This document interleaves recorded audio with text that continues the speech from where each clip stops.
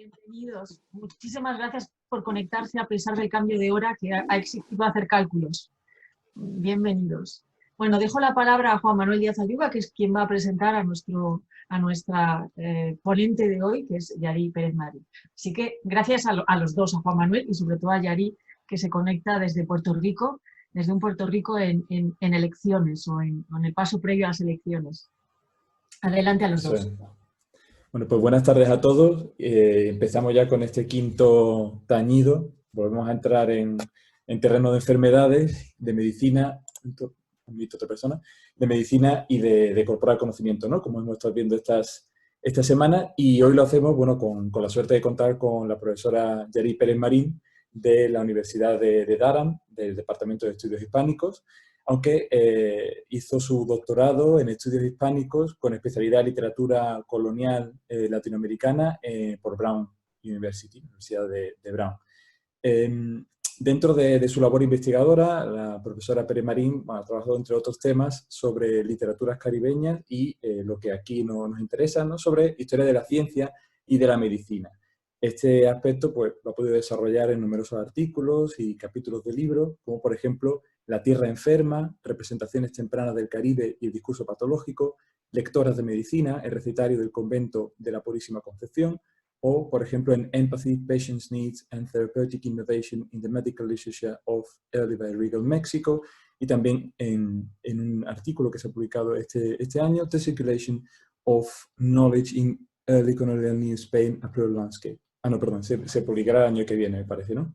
¿Yari? Sí. Eso es. Y también, bueno, este mismo año ha publicado el libro Mothers of Medicine, Literature and Scientific Inquiry in Early Colonial Spanish America, por la Liverpool University Press, ¿no? Donde creo que algunas de estas ideas que hoy veremos en tu ponencia quizás se relacionan con ese libro, ¿no? Sobre todo el hecho de tratar escritos de medicina producidos por practicantes que nacen en España, pero que desarrollan toda su labor en el virreinato de Nueva España, ¿no? Durante el siglo XVI. Bien, los proyectos de la profesora Pérez Marín pues, han tenido una serie de reconocimientos de instituciones tan importantes como la Mellon Foundation o el Social Science Research Council, y asimismo pues, también ha sido beneficiaria de becas muy importantes, ¿no? Como la Kaplan Humanities Scholars Program Grant de Northwestern University o la John Carter Brown Library Fellowship de la Universidad de Brown. Bueno, pues entonces no robo más tiempo, le dejo a ella la palabra para que nos hable de enfermedad y diferencia racial en la literatura médica novohispana del siglo XVI. Bueno, muchísimas gracias, Yari, cuando quieras. Muchas gracias, Juan Manuel, te agradezco esa introducción tan generosa.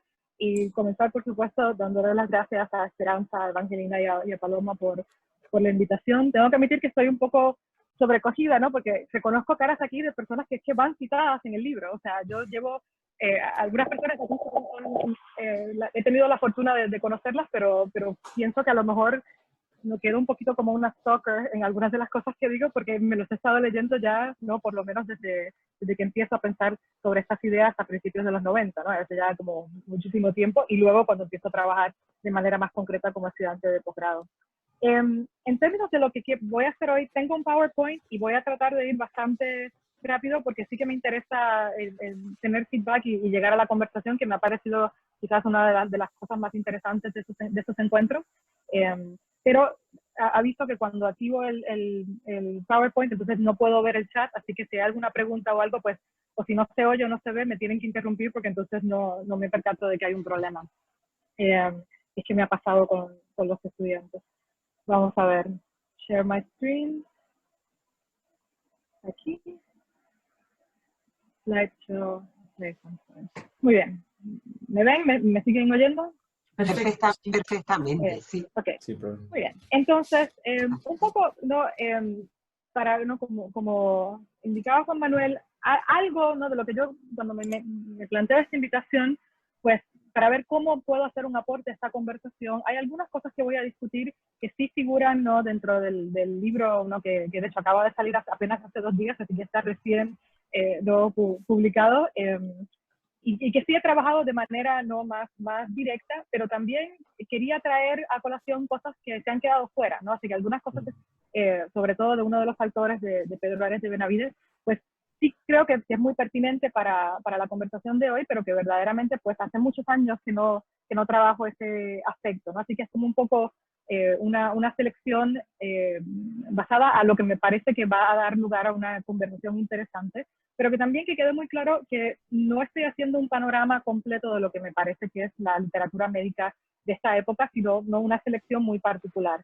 Fuera se quedan, por ejemplo, cosas como el Códice Badiano, ¿no? Que me parece que ponerlo como punto de partida llevaría a otras, ¿no? A otras preguntas, ¿no? Y quizás a otro tipo de discusión. Pero el panorama de lo que podemos considerar medicina en el contexto del México del 16, pues no queda representado solamente por los libros que voy a discutir, ¿no? Así que son como lo que le dicen en inglés provocations, ¿no? Como unos puntos de entrada para poder pensar en diferentes cosas.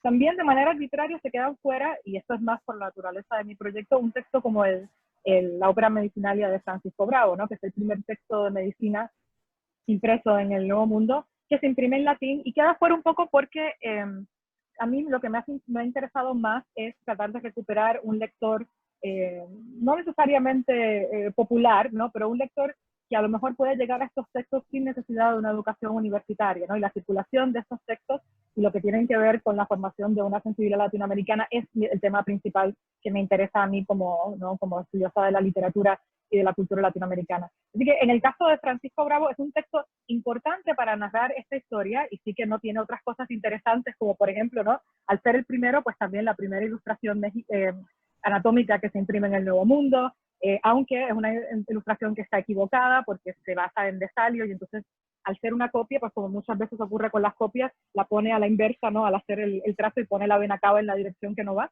¿no? Así que hay ese tipo de acercamiento también está, pero para el tema de enfermedad y raza, pues simplemente para decir que no es que no haya nada en este libro, sino que ni siquiera lo estoy teniendo en cuenta en este momento. También se queda fuera otro texto fundamental, otra fuente fundamental, debería ponerlo así, que sería Francisco Hernández. Y en el caso de Francisco Hernández, esto es la edición de 1615 del texto de los manuscritos de Hernández, que luego tienen una vida un poco distinta, ¿no? en su suerte cuando llegan a Europa. Este texto de por sí también es muy interesante y sí que lo trabajo en mi propio libro aparte porque plagia a una de las fuentes de las que sí vamos a hablar hoy, a Juan de Cárdenas. Y es un plagio muy interesante porque también es un momento de tratar de borrar la presencia de una escritora femenina, ¿no? O sea, Cárdenas hace una crítica en su libro y creo que eso lo traje a colación en una de las preguntas de otra de las sesiones. Cárdenas hace una crítica a Monardes y a Olivas Sabuco, a la Nueva Filosofía, y se mofa de Sabuco en la Nueva Filosofía, y entonces cuando Francisco Jiménez toma prestado sin anunciar que estaba usando a Cárdenas esa sección del texto, elimina la referencia a Sabuco, así que ahí también, ¿no? En fin, o sea, la historia de la medicina es que da pie para hablar de muchas otras historias en este contexto, ¿no? Pero los textos en los que me voy a enfocar hoy son estos, ¿no? Los secretos de cirugía de Pedro Arias de Benavides, la suma y recopilación de cirugía de Alonso López Hinojoso, el tratado breve de Agustín Farfán y la primera parte de los problemas y secretos maravillosos de las Indias de Juan de Cárdenas. Estos textos me parecen importantes por distintas razones que voy a explicar, ¿no? Son textos que hasta, diría yo, hace unos 30 años, la manera de caracterizar estas obras era que no eran textos muy innovadores, ¿no? Que eran textos que decía un crítico que los conocía también y que los apreciaba, ¿no? Por no las personas que verdaderamente avanzan su estudio, pero pensaba que estos textos podían haber sido escritos en cualquier ciudad europea, ¿no? Como que les parecían, por así decirlo, poco americanos, ¿no? Y yo, sin embargo, propongo quizás exactamente lo contrario, ¿no? Y asumo una posición crítica que viene, o sea, que tampoco es para nada original, es una circunstancia, yo creo que necesaria de cualquier persona que se haya leído el Pierre Menard de Borges, ¿no? Recordemos cómo el narrador en este relato, destacando el genio de su amigo, que logra no la transcripción, sino escribir nuevamente un fragmento del Quijote bajo condiciones tan distintas a las de o de su primer autor, que Cervantes propusiera que la historia era la madre de la verdad, no pasaba de un elogio retórico en el siglo XVII, pero que fuera capaz Menard de afirmarlo en pleno siglo XX, luego de que hubiera ocurrido tanto, ¿no? Ya era una idea asombrosa. Entonces, un poquito desde ese punto de vista es que estoy yo planteando la idea de que estos textos, si se miran en el contexto en que se producen, la verdad es que son verdaderamente asombrosos, ¿no? Es más fácil quizás pensar en un cuerpo normativo que correspondía a los parámetros de doctores e intelectuales que se sabían señores de ese imaginario, incluso en espacios diversos como por ejemplo lo era Sevilla, pero al tener en cuenta el contexto tan distinto en el que se producen estos libros, que vamos a ver, donde incluso a las alturas de 1570, y estas cifras que doy las tomo de Herman Bennett, Robert Schwaller y María Elena Martínez, un censo de la población de la Ciudad de México contaba 8.000 españoles, pero acompañados de también 8.000 africanos, ¿no? O sea que hay una presencia, una distorsión un poco en la imagen que se proyecta, junto a 1.000 mulatos, 2.000 mestizos y 60.000 indígenas, ¿no? ¿Qué debemos entender entonces al hablar de cuerpos en textos de anatomía y de medicina que se escriben en este entorno? Por más europeos que puedan parecer los textos del papel y la tinta, ¿no? A primera vista. Más aún, si el cuerpo que fija la norma en ese espacio no corresponde al contexto demográfico de la época y de una manera tan dramática, ¿no?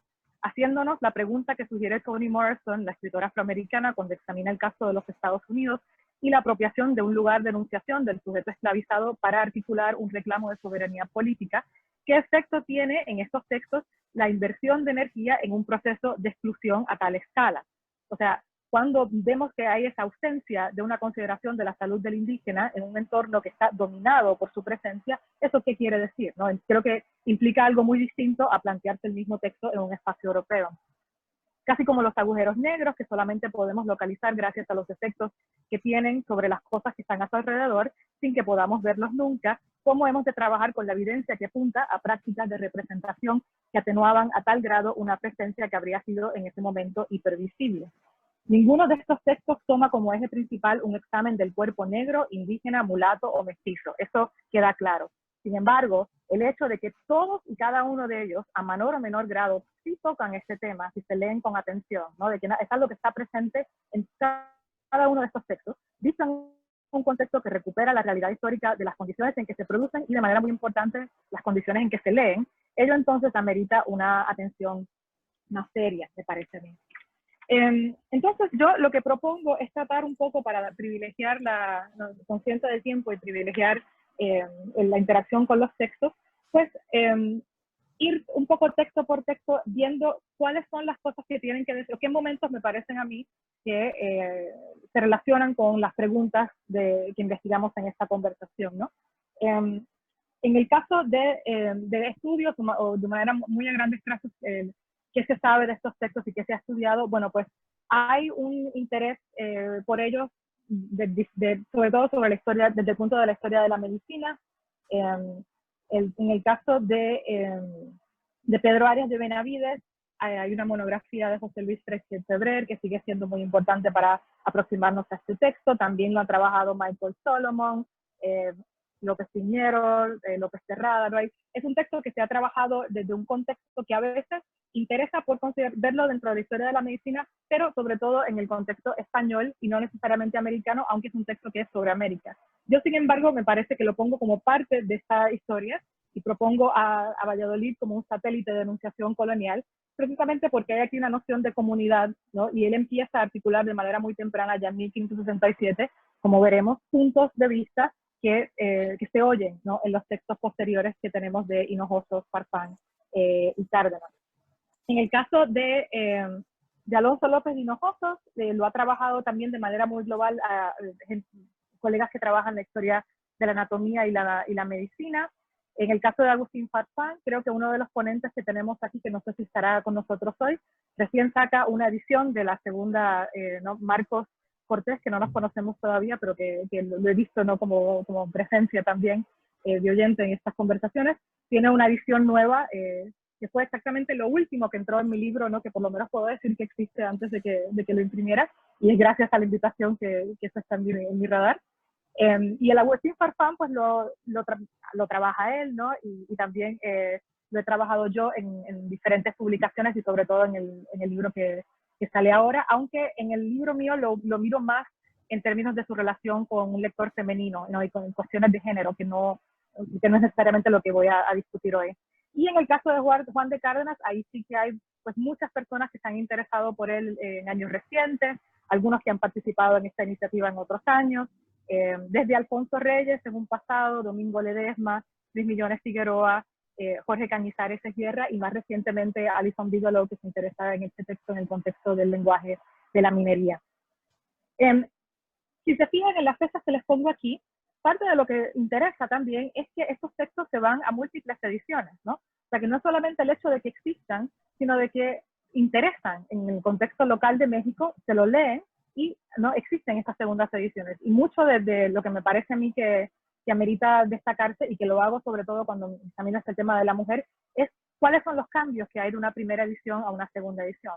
Porque muchas veces el hecho de que se reacciona ante un lector, ¿no? O que se responde ante una crítica en esa segunda edición, o se suprime una sección y se añade otra, eso ya por lo menos nos ayuda a recuperar algún tipo de información sobre la pregunta tan difícil de cómo fueron leídos estos libros en castellano, que cuando los miramos de cerca sí hablan de medicina, por supuesto, pero también tienen chistes, comentarios de política, tienen toda una suerte de información relevante que excede los límites de lo que es, ¿no? De lo que se podría pensarse que es la ciencia. Así que les propongo empezar por, ¿no? En el caso de los secretos de cirugía de Benavides. Benavides fue un cirujano español que pasa al Nuevo Mundo, vive en lo que fue la República Dominicana, en Honduras, y luego se instala en México, ¿no? Como un recorrido más o menos de 8 años, antes de regresar a Valladolid, que es donde redacta el texto y se imprime, ¿no? En ese espacio. Interesa que la primera página, ¿no? Ya, o sea, este es el primer folio, en el capítulo 1, el texto comienza con una consideración de estos cuerpos no europeos, ¿no? Que me parece algo que podemos destacar. Aquí sí voy a empezar a leer a ver si tengo la transcripción. No, acá sí. No, si se fijan, y voy a empezar a mitad de la oración, ¿no? La causa de ello, que está aquí tratando de hablar del origen de la enfermedad del morbo gálico, la causa de ello es que los que nacen en aquella tierra, danlos a criar a las negras, porque hasta ahora no he visto que ninguna española críe a sus hijos. Previénense antes de que paran de una negra que tenga la mejor leche, y luego que paren, entregan la criatura a la negra, y las criaturas comen de los manjares que comen las negras y sus hijos, que son muy malas comidas, y así cuáles son las comidas, se engendran los tumores. Y también las mismas negras y sus hijos, todos están llenos de búas, de lo cual es razón evidente que las han de tener los que tratan y comunican con ellas. Así que todos los que nacen en aquella tierra no tienen su perfecta color, sino que son amulatados, ¿no? Entonces aquí, desde el primer momento que abre este texto, hay una consideración de y es una consideración médica, pero que también tiene que ver con una crítica de las costumbres, ¿no? De estas mujeres españolas que no están amamantando a sus propios hijos y que tienen esta proximidad no saludable con estas otras poblaciones, ¿no? También esta idea de la palabra mulato, y ahí pues tenemos a Ruth Hill aquí, así que yo poco tengo que agregar a esta conversación, ¿no? La importancia de esa palabra y su procedencia, ¿no? Cómo se relaciona la noción de mestizo y de mulato en el vocabulario para hablar de raza, ¿no? Y cómo eso empalma con libros de albeitería y también ¿no? que hablan sobre naturaleza, que no remite quizás al cuerpo humano, y la adaptación, el proceso de adaptación que tiene eso, ¿no? a lo largo del momento colonial. Así que eso para empezar el libro, ¿no? de Alonso, de Arias de Benavides. También, ¿no? Y esto también en las primeras páginas, estamos apenas empezando el libro, la manera en que sigue o persiste ese interés por otros grupos, en este caso también el grupo ¿no? indígena. Y aquí que está haciendo una caracterización del cuerpo indígena, está hablando de los humores que dominan en ellos, y también leemos una sección, la cólera, que es su principal humor de ellos, que con ello huelgan de curarse, qué suerte que con solo esto y con sangre bien, y con sangrarse viven muy sanos, tanto que averiguadamente es gente que vive más de 100 años. Aquí se está refiriendo a los indígenas. ¿Y qué enojo les dará poco? Aunque gente cruel, si tiene la posibilidad para vengarse. Son muy humildes a los españoles en tanta manera que a una voz de un español huyen como si los quisiesen luego matar. Y no es maravilla que Dios ha dado a esta nación, porque no, a esta nación esta propiedad, pues es averiguado que los animales de aquella tierra, así tigres, leones, onzas, que hay en gran cantidad en aquellas partes, aunque vaya de día y de noche, solo por los caminos y despoblados, no hay ningún animal de estos que ose acometer. Ni aunque duerma de noche, en aquellos despoblados duerme tan seguro, como se entiende en una fortaleza cerrada, lo cual es muy al contrario de los indios, porque si va un indio, o dos, o tres, sale un tigre o león y los acomete y los mata. Entonces, es interesante cómo aquí se va un poco de la medicina a la reacción que se tiene o que provoca ante la naturaleza un cuerpo español frente a un cuerpo indígena, ¿no? Mientras que el español puede ir sin sentir absolutamente ningún peligro y ninguna amenaza, ¿no?, de estos animales que no lo atacan, dice él que es tan al contrario, ¿no?, que no importa que sean un indio, sino dos o tres, ¿no?, esta idea de un cuerpo resistente, ¿no?, de un cuerpo particularmente fuerte en el contexto del Nuevo Mundo. Así que esas ideas que nuevamente suenan, yo entiendo que suenan un poco como, uno piensa que vamos a hablar de enfermedades y aquí pues se va por las ramas, por así decirlo, porque no está hablando de una inmunidad ante la enfermedad, sino una inmunidad un poco real, ¿no?, ante otro tipo de peligros. Esas consideraciones, estos textos entran y salen, ¿no?, de esas ideas. Pero también, esto es ya en el folio 16, empieza a perfilarse esa idea de cuerpos que reaccionan de manera distinta ante la enfermedad, ¿no? Aquí, por ejemplo, cuando está hablando del morbo gálico, porque continúa la discusión, que también, ¿no?, según Arias de Benavides, el morbo gálico también le puede dar a los animales. Aquí está hablando, terminando una sesión, está hablando de la enfermedad en los perros. Dice, ¿no?, de noche son tantos los aullidos que dan los perros de las bubas de quien no se que no sabe que procede, que espanta y jamás se le quitan, y tienen los perros solondrones y llagas. Cosa maravilla, a este lugar van los españoles a tomar la saltaparrilla y sanan con ella, cosa maravillosa de mirar, que sanan los españoles y no los naturales, ¿no? Así que también aquí, ¿no?, y si no es en este pueblo, no he visto en las Indias sanar perfectamente con agua de saltaparrilla a los indígenas. Entonces también esa idea de que la medicina tiene un efecto distinto en algunos cuerpos y en otros, no en todas las enfermedades, pero esa idea ciertamente ya está presente por lo menos en la elaboración de este texto, ¿no?, de Arias de Benavides.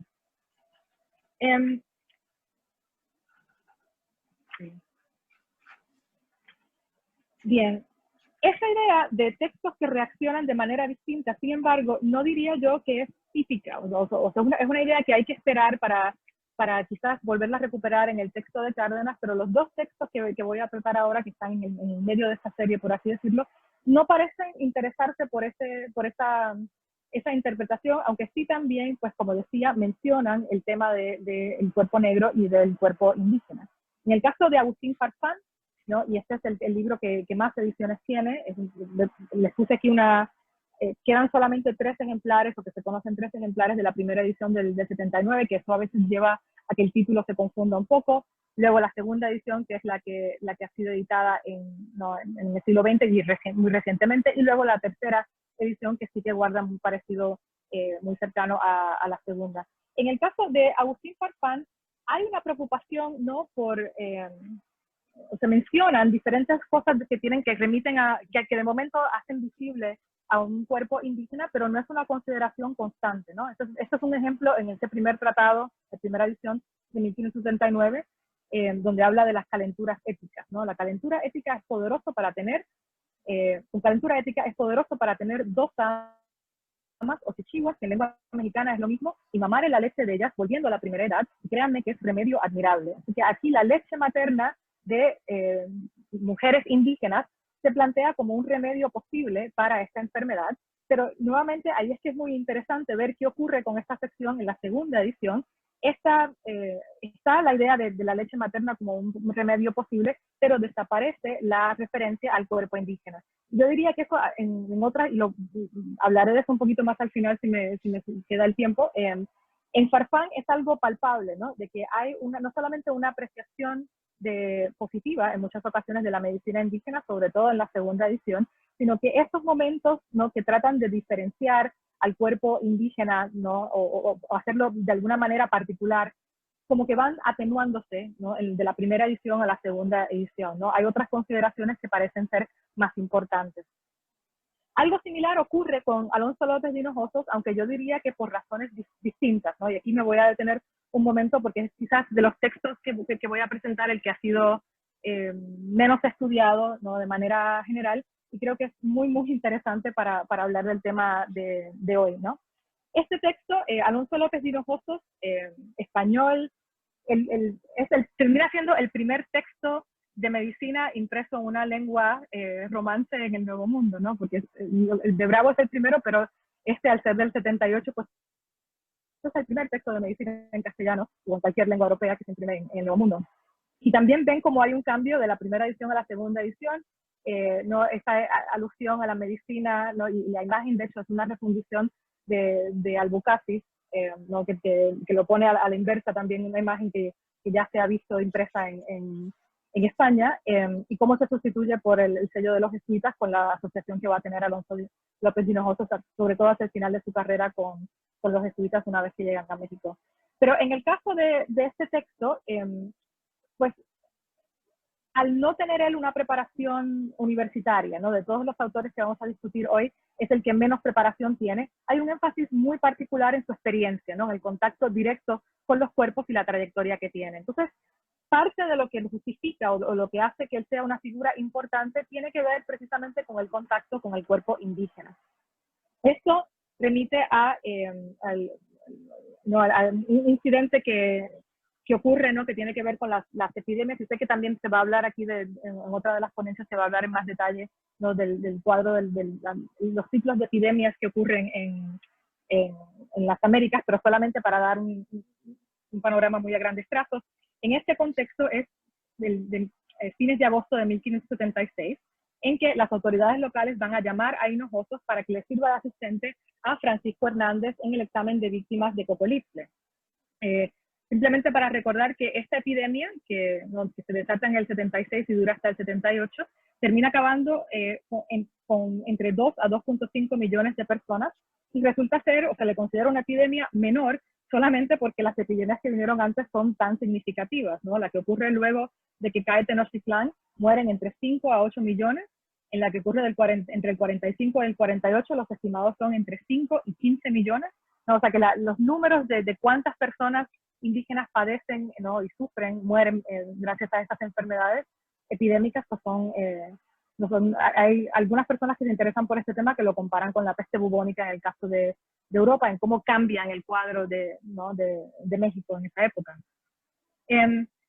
Exactamente cuáles son las enfermedades también, ¿no? Porque Cocolitle, López de Hinojosos usa Cocolitle, Farfán, al referirse al mismo momento, evita usar Cocolitle y usa en cambio fiebres. Así que también el hecho de que López de Hinojosos quiera enfatizar ese término, ¿no? En náhuatl, tiene su razón de ser, como voy a explicar. Y también exactamente qué es, no hay un consenso. Hay estudios muy interesantes que se han hecho recientemente también, examinando evidencia arqueológica y forense, que sugieren que Cocolitle puede haber sido diferentes cosas conforme al momento y al lugar donde estaba ocurriendo, ¿no? Que en algunos casos podía tratarse sí de fiebre hemorrágica, pero también pudo haber sido viruela, sarampión. En el caso de la del 45, recientemente se ha pensado que puede ser salmonela entérica, ¿no? Así que Cocolitle como epidemia, en vez de tratar de identificar una enfermedad en particular. En esto es lo que tiene que decir López de Hinojosos, o la manera en que describe, ¿no? su contacto con la epidemia del 76. Y es sabido por el muy excelente señor virrey de esta Nueva España, don Martín Enríquez, lo que pasaba acerca de esta enfermedad. Para satisfacerse de la verdad, envió al gobernador y alcalde de los naturales y a un intérprete o nahuatato de su casa. Visitamos en un día más de 100 enfermos, y de que su excelencia esto supo, hizo llamar a todos los médicos que en esto tenían parecer, para certificarse qué enfermedad era. Los astrólogos dijeron que la causa era la conjunción de ciertas estrellas. Los médicos decían que era pestilencia. Sabido por el muy excelente señor virrey que los remedios de tan famosos médicos y sus pareceres no aprovechaban, mandó que se hiciesen anatomías. Yo propio por mis manos las hice, estando presente el doctor Francisco Hernández. Así que él enfatiza también ese contacto que ha tenido, ¿no? Con estos cuerpos. Ahora bien, ¿qué le ocurre a estos cuerpos según lo que dice López de Hinojosos? Tenían los enfermos el hígado acirrado y muy duro, y que se les paraba tan deforme que parecía hígado de toro, y alzaba las costillas hacia arriba y hacia el pecho muy deforme, porque con su grandeza y tumor hacía monstruosidad. Los bofes olivianos tenían azules y secos, la hiel apostemada y opilada y muy grande, la cólera que dentro estaba se pudría, y la cólera que daba fuera no podía estar dentro. Por esta causa se paraban los heridos de este mal muy amarillos y atriciados. La orina que echaban los enfermos era muy retinta, como vino a loque, y la orina muy gruesa y espesa.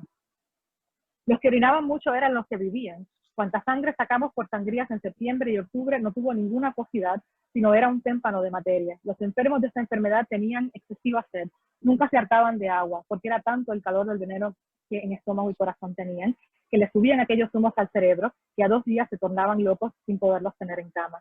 Y esto de la sed, téngalo en mente porque este cuerpo indígena y su necesidad de agua, ¿no? También va a ser un tema que va y viene, ¿no? y que tocan diferentes autores cuando tratan de hablar del cuerpo indígena. Así que en ese momento, ¿no? Farfán, López de Hinojosos y otras fuentes contextuales, todas pues sí reconocen que es una epidemia que afecta sobre todo a personas, comunidades indígenas, ¿no? Pero la explicación, ¿no? O de ahí ir naturalmente a una conclusión de que hay una diferencia consustancial entre un cuerpo español y un cuerpo indígena, si se mira con atención a López de Hinojosos, es más difícil lograr esa idea, ¿no? Hay que resistir a hacer esa equivalencia. Porque, ¿no? Por ejemplo, ¿no? Refiriéndose al grupo del cual formaba parte López de Hinojosos, él caracteriza la intervención de esta manera que me parece importante. Y así andaban los deseosos de la salud del género humano entre los enfermos, no huyendo de la ocasión, aunque era grave y contagiosa, sino metiéndose en ella, queriendo más la salvación de las almas de los naturales que su misma salud. O sea, que desde el punto de vista de una de las personas que están más cerca de esta epidemia, por lo menos, la idea de que hay una inmunidad española a esta enfermedad, pues realmente no se plantea en esos términos. No habría ninguna valentía en ¿no? Exponerse a ese contagio, si no fuera precisamente porque hay un peligro de que puede afectarnos, ¿no? También, pero ¿por qué esto? Y esto cómo cae dentro del proyecto de López de Hinojosos, pues tiene otra explicación, y es, ¿no? En parte, cómo él usa el contagio con el contacto con la enfermedad para justificar un proyecto de libro que no tiene que ver con la enfermedad. O sea, su texto no es sobre la enfermedad, sino sobre el cuerpo saludable, ¿no? Lo que le interesa a López de Hinojosos es escribir un texto de cirugía y de anatomía, ¿no? De cómo mantener al cuerpo saludable, pero la porción anatómica es muy importante. Entonces ahí hay una contradicción, un problema para López de Hinojosos, porque por una parte, ¿no? Tiene un contacto amplio con cuerpos indígenas, ¿no? Y él también, en su lugar de empleo, él trabajaba en el Hospital de Indios, ¿no? Que es también la mayoría de sus pacientes o las personas con las que interactuaba pues eran indígenas, pero a la vez está escribiendo textos de medicina que hablan, pues, tratan de elaborar la noción de un cuerpo normativo que no se identifica o no se marca como particularmente indígena, ¿no? Entonces, esto, y las citas que les mostré hasta el momento son de la edición de 78, pero yo creo que esto se hace incluso más evidente si vemos los cambios, ¿no? O la transformación del texto en la segunda edición, la del 95, con 2 ejemplos. Una es la presencia de esta imagen, que seguramente muchos de ustedes han visto, ¿no? Es puede ser, dependiendo de cómo se considere, puede ser o la segunda o la tercera imagen anatómica que se imprime en el Nuevo Mundo, la de Bravo siendo la primera, pero yo he escrito también sobre una imagen muy pequeñita que aparece en la primera edición de Farfán, y a mí me parece que cuenta como una imagen anatómica, así que yo consideraría esta la tercera, pero no la segunda imagen grande, ¿no? Que se imprime anatómica en el Nuevo Mundo. Pero lo mismo, ahí está una imagen de los intestinos, y es una imagen que también yo tengo mis dudas sobre su procedencia, pero esa es quizás podemos hablar de ese tema en la sesión de preguntas si resulta ser de interés. Pero esta idea de un cuerpo que puede servir como un índice para la identificación del lugar correcto del riñón, ¿no? Aquí está el hígado, aquí está el vaso, ¿no? Que se nos indica con mucho detalle, ¿no? La información que usa Hinojosos para dar estas medidas no son referencias a textos clásicos, como encontramos en Farfán y en otros autores, sino que hay un énfasis muy particular en ese contacto que ha tenido con cuerpos reales, ¿no? El texto de Hinojosos está lleno de anécdotas de su vida, ¿no? Esta siendo una de las más interesantes para pensar una equivalencia entre el cuerpo español y el cuerpo indígena. En el año de 1592, a 7 de enero, murió un ciudadano de Oaxaca y a contemplación de los demás ciudadanos y a pedimiento de los cirujanos lo mandó a abrir el alcalde mayor, que al presente era Luis Suárez de Peralta, porque le dijeron que era un gran chupador de humo de P7. Y con el deseo y bien común lo mandó a abrir y yo me hallé presente y vi que estaba su cuerpo como los que yo había hecho anatomía 16 años antes, cuando el gran cocolite, porque tenía el hígado muy hinchado y los livianos secos y prietos, y el vaso muy grande y duro, y las tripas prietas y atrechos. O sea, él usa ese contacto que tuvo, esa equivalencia con y de hecho compara ¿no? Los estragos de la epidemia ¿no? como los efectos del tabaco. Hay algo incluso más interesante en esta, ¿no? López de Hinojosa había leído a Monardes, ¿no? Y hay otra parte del texto donde se nota que se ha leído, reconoce que ha leído a Monardes. Y aquí él no lo hace de manera confrontacional, ¿no? Otra cosa que comparten estos autores y que sí trabajo en mi libro es que a ninguno de ellos les parece que Monardes está en lo cierto cuando habla de las Américas, es otra cosa que los hermana. Pero aquí, inclusive López de Hinojosa, enfermero, alguien que no tiene un grado universitario, esta sección contradice directamente lo que está diciendo Monardes sobre los efectos del tabaco como algo positivo para el tratamiento de enfermedades respiratorias, ¿no? Así que esta también es una sección que interesa por diferentes ángulos. En cambio, para ofrecer un contraste, si se fijan, esta segunda edición es de 1595, pero hay una intervención entonces anterior a esta, ¿no? Entre la primera edición del 78 y la del 95, hay que considerar la presencia del texto de Juan de Cárdenas, ¿no? La primera parte de los problemas y secretos maravillosos de las Indias, que comúnmente omitimos primera parte porque al parecer nunca existió la segunda. Cárdenas, de todos los autores de lo que estoy comentando hoy, es quien más explícitamente se preocupa por esta diferencia, o es una idea de hablar de una diferencia fisiológica entre el cuerpo indígena, el cuerpo negro y el cuerpo español. Y como punto de partida lo que aporta es sobre los chichimecas, ¿no? Está el contexto de esta cita, voy a leer la cita primero y luego les hablo un poco del contexto. La nación chichimeca es una gente bárbara salvaje, jamás sujeta ni domada por otra nación alguna. Tiene propiedad de andar perpetuamente desnuda, su habitación es entre fragosos ricos, su propio oficio es matar y quitar vida no solo al género humano, pero desde el menor hasta el mayor animal y sabandija, ninguno perdona, mostrándose enemiga cruel y carnicera a todo. Son sus vientres sepultura de carne humana, y este es su principal sustento y regalo, a cuya falta usan de carne cruda de otros animales, no reparando en que sea víbora, culebra, sapo o lagarto, y a falta de eso usan comer raíces y algunas frutas salvajes.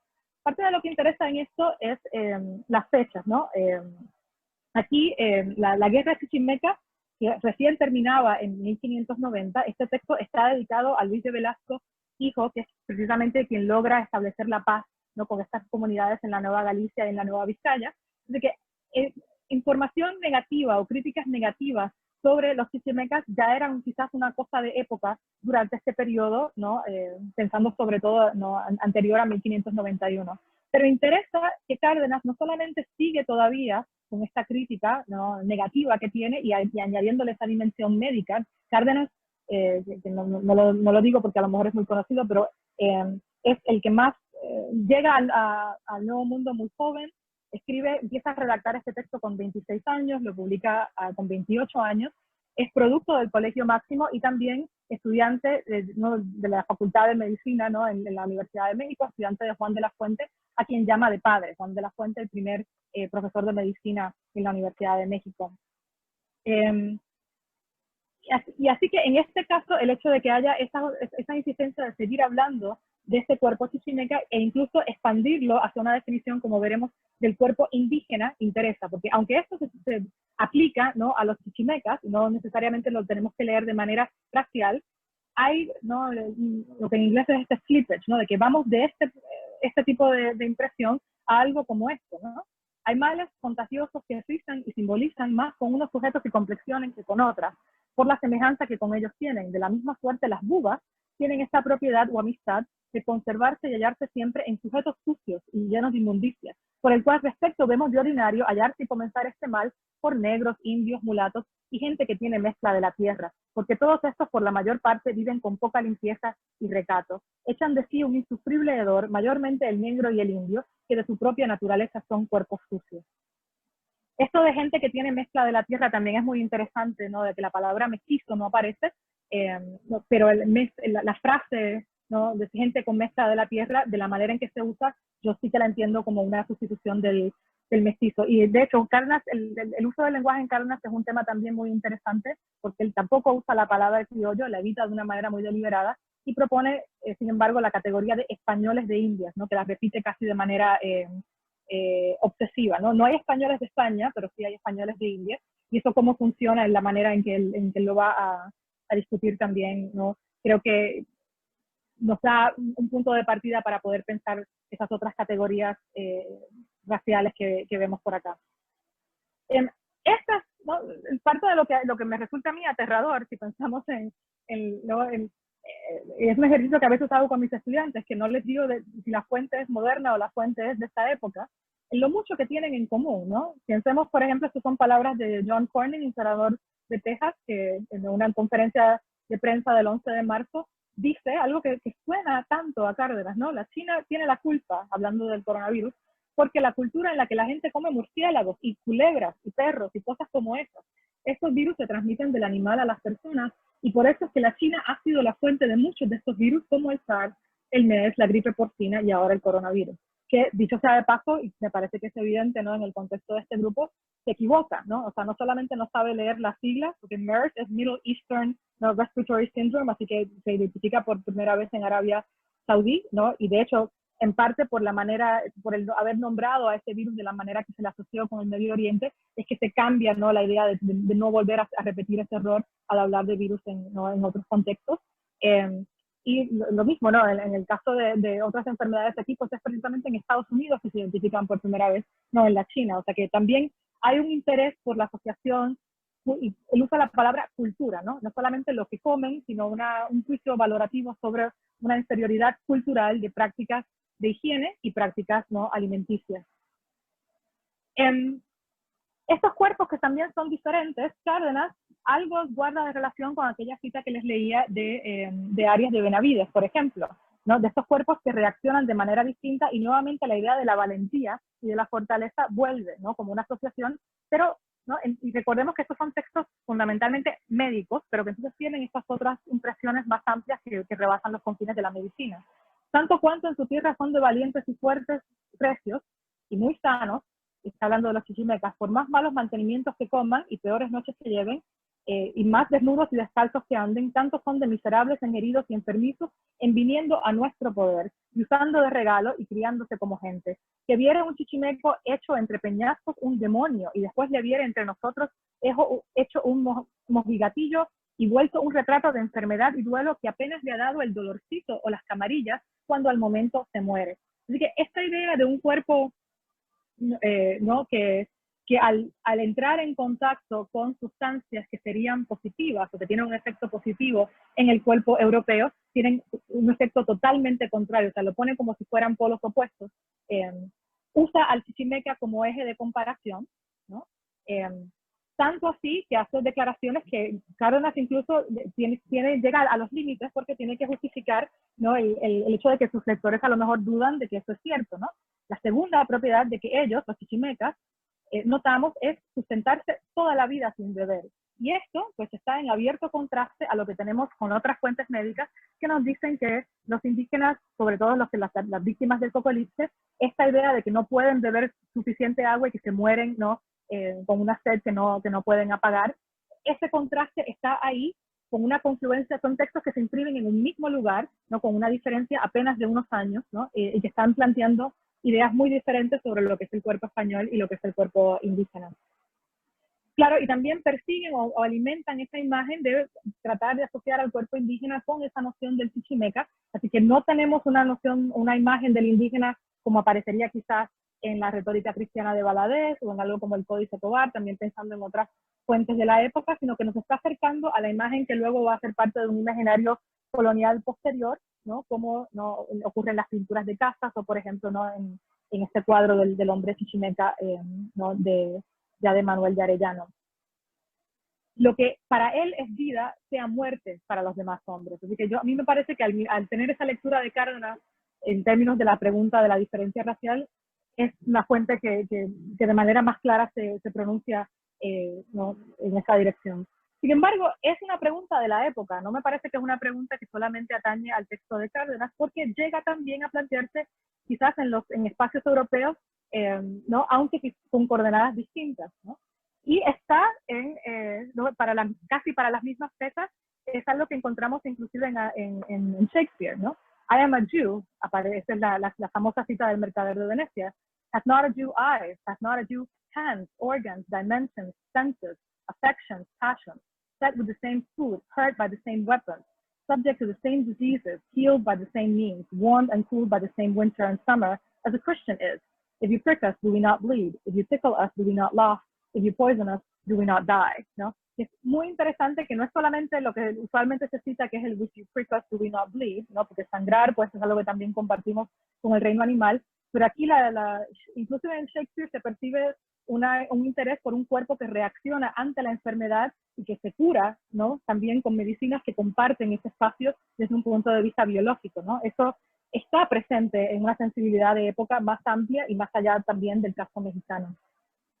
Sin embargo, esta idea, y quiero ir más o menos acercándome hasta los últimos 10 minutos de lo que quiero presentar, esta idea también, ¿no?, de un cuerpo que recibe un tratamiento distinto, no justificado por las razones que intenta dar Cárdenas, sino por otras consideraciones, mirar de cerca estos textos médicos también nos da otras respuestas posibles. Y regresando a López de Hinojosa, hay otra pista aquí que es quizás más difícil de localizar para ver la presencia de estos otros cuerpos, ¿no? Esto es en una sección donde está hablando de roturas o quebraduras, ¿no? Y toma un cauterio con una cabedorita, como hemos dicho en el capítulo de la ciática, ¿no? Entonces está describiendo también cómo curar heridas en los testículos. Y si se fijan, aquí al final tiene una descripción del procedimiento, ¿no? Usando yemas de huevos y acabando de sanar la quemadura, se torna a echar la vilma que queda dicho, y hecho todo lo dicho, se comienza a levantar. Y es de notar que si por justicia te mandase sacar alguna vez los testículos, se ha de ser de esta manera, ¿no? Entonces, parte de la pregunta que tuve yo cuando llegué a esta pequeña frase es, por justicia, ¿no? Entonces, la justicia puede exigirle a un médico que saque los testículos. ¿Cuáles serían los cuerpos que se prestarían para ese tipo de tratamiento? Entonces, al tratar de seguirle la pista a este tema, encuentro que hay poca evidencia de cuerpos españoles que se sometan a este tipo de tratamiento, ¿no? A la castración como manera de castigo. Hay un procedimiento que lo describe con un lujo de detalle: tomar y atar las vainas o vueltas de los testículos, y pense con ligadura no muy apretada, ¿no? Y continúa la cita, ¿no?, que compara la extracción de los testículos es como quien saca un lobanillo, ¿no?, del que yo quiero sacar, tirar y sacarle un poco afuera y atarle con un hilo encerado y cortarle con unas tijeras y pegarle un cauterio de fuego y coger las vainas o bolsas de estos testículos, dejando alguna parte de hilo fuera, y curar la herida como herida fresca con aceite de aparicio o trementina. Y esta es la más segura manera de sacar testículos. Y yo he sacado algunos y me ha sucedido muy bien, ¿no? Así que hay también aquí una experiencia directa de este proceso. Entonces, ¿cómo encontrar exactamente, cómo entender esta sección, ¿no? Una pista está en el trabajo de Nicolás Moulinet sobre los orígenes de las rebeliones negras en el México colonial. Y esto es una cita del documento de la Carta del Virrey Martín de Enríquez al Consejo de Indias, que está citada, ¿no?, en el texto de Ngondé, que dice lo siguiente: los mulatos también han traído una cédula a vuestra majestad en la que demandan, en el caso de no haber algún inconveniente, la construcción de un hospital donde puedan curarse por medio de sus asambleas y cofradías. Jamás he aceptado la construcción de otro hospital destinado a los negros. Debemos ir todos juntos, porque todos, españoles, mestizos, negros y mulatos, hablamos la misma lengua. Si se trata de escuchar los sermones, los escucharemos juntos. Es necesario que los negros enfermos se hagan curar por sus amos, y si así no se hace, este proyecto daría la ocasión para congregar 2000 negros o quizá más. Y si uno mira el documento, no, esta parte no la cita, de la carta no la cita Nicolás, pero sí entonces hay una información directa que me parece que atañe o nos da una lectura nueva del texto de López de Hinojosa. La pena que se solía dar en el tiempo de don Luis de Mendoza y don Luis de Velasco era caparlos, lo cual temían terriblemente, y se efectuaba hasta algunos años después de que yo vine allegado. Así que parte de lo que yo creo que es importante, a veces estas conversaciones sobre la medicina indígena, ¿no?, o la medicina de poblaciones negras en el contexto de la América colonial, enfatizan mucho la caracterización de las prácticas indígenas o las prácticas, ¿no?, como la idea de que hay un rechazo hacia la medicina europea, como una falta de confianza en su eficacia. Y yo creo que es importante mantener como parte de la conversación que a lo mejor no es una falta de confianza en el mensaje, sino en sus mensajeros, ¿no? Porque pensar, ¿no?, en una medicina, que si se quiere construir un hospital que tenga ese tipo de acceso, ¿no?, y que pueda beneficiarse de medicinas, de redes para obtener medicinas que están llegando también, ¿no?, en términos de comercio de la medicina y de textos, pero no desconfiar de una manera casi no infinita, ¿no?, de las personas que estarían llevando a cabo estos procedimientos. Y eso también, ¿no?, recordar que esto lo tomo simplemente para enfatizar que la presencia o las representaciones que hay también de estos cuerpos negros en el caso de los textos del siglo XVI, impresiona el hecho de que haya una asociación tan directa con prácticas de castigo y de ejecución. Y esto es una imagen, por ejemplo, del Códice Tejerano Rementis, que decora mucho de lo que tenemos, ¿no?, como parte de la promoción para este coloquio, pero esta imagen también es parte, ¿no?, de ese documento, y que piensa, según el trabajo de Elena, que bien puede ser la primera imagen que tenemos de un cuerpo africano ¿no?, que se produce en América.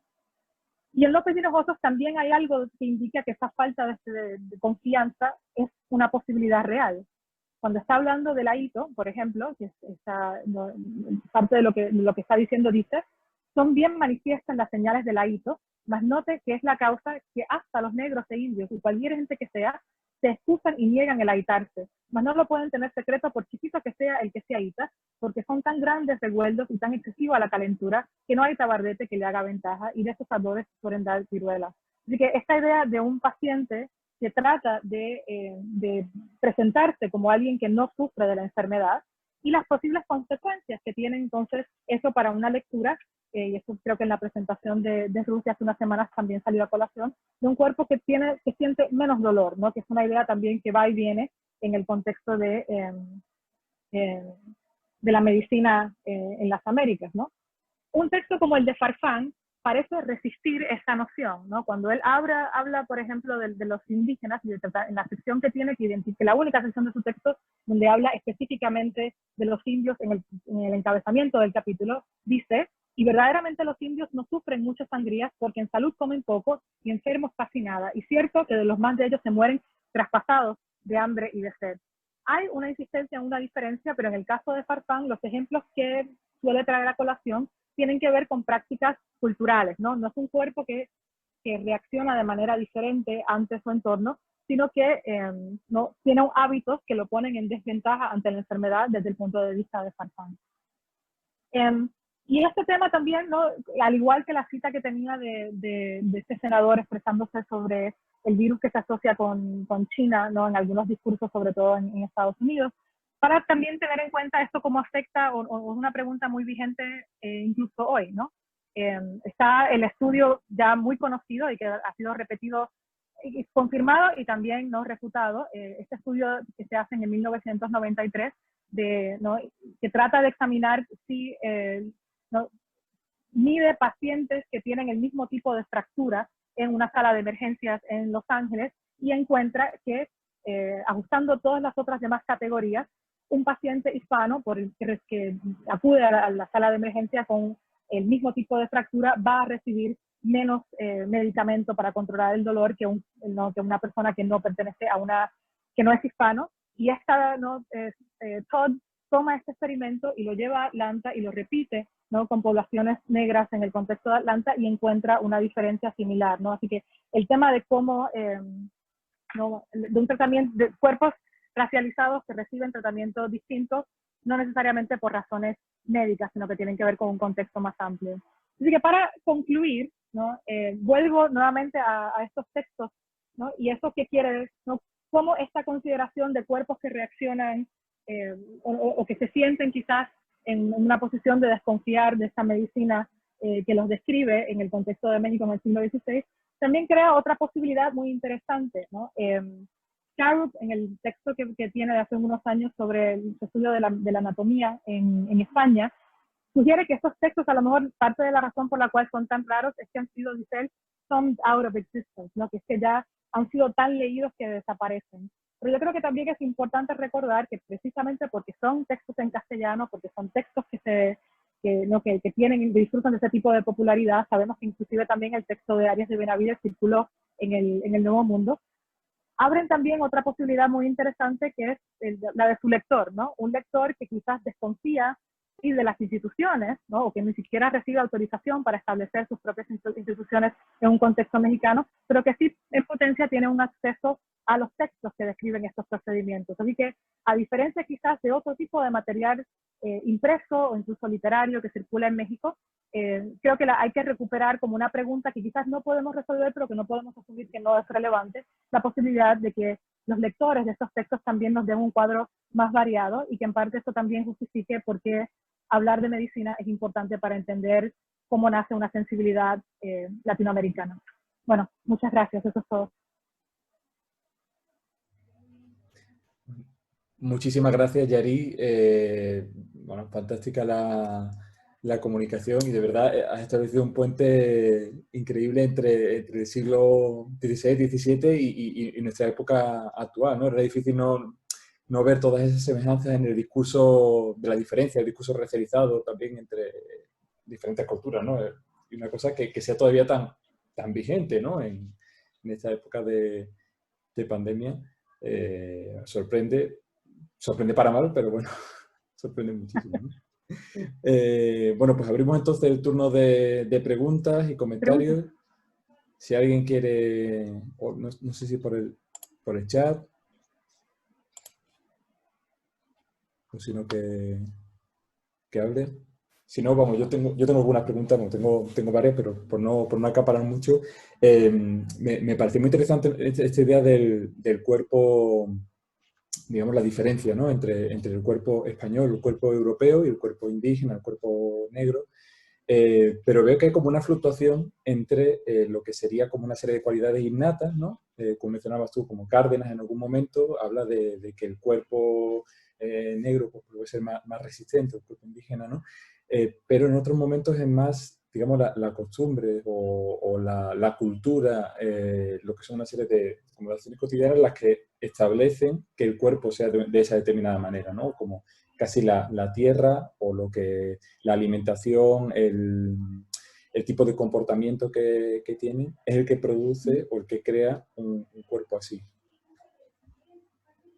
No sé. Sí, bueno, en Cárdenas es un tema que Cañizares de Guerra en particular ha tratado este tema, yo creo, de una manera muy, muy interesante, porque Cárdenas tiene una preocupación por el cuerpo español, y de hecho en la tercera parte, los problemas y secretos están divididos en tres partes. El tercer libro es el que atañe de manera más directa, ¿no?, a la preocupación por estos españoles de Indias, pero en otras secciones del libro, como por ejemplo la sección del chocolate, Cárdenas es una de las figuras que defiende el chocolate como algo que puede ser muy saludable si se sabe atemperar, ¿no?, su temperamento para que pueda ser positivo, tenga un efecto positivo en el cuerpo español.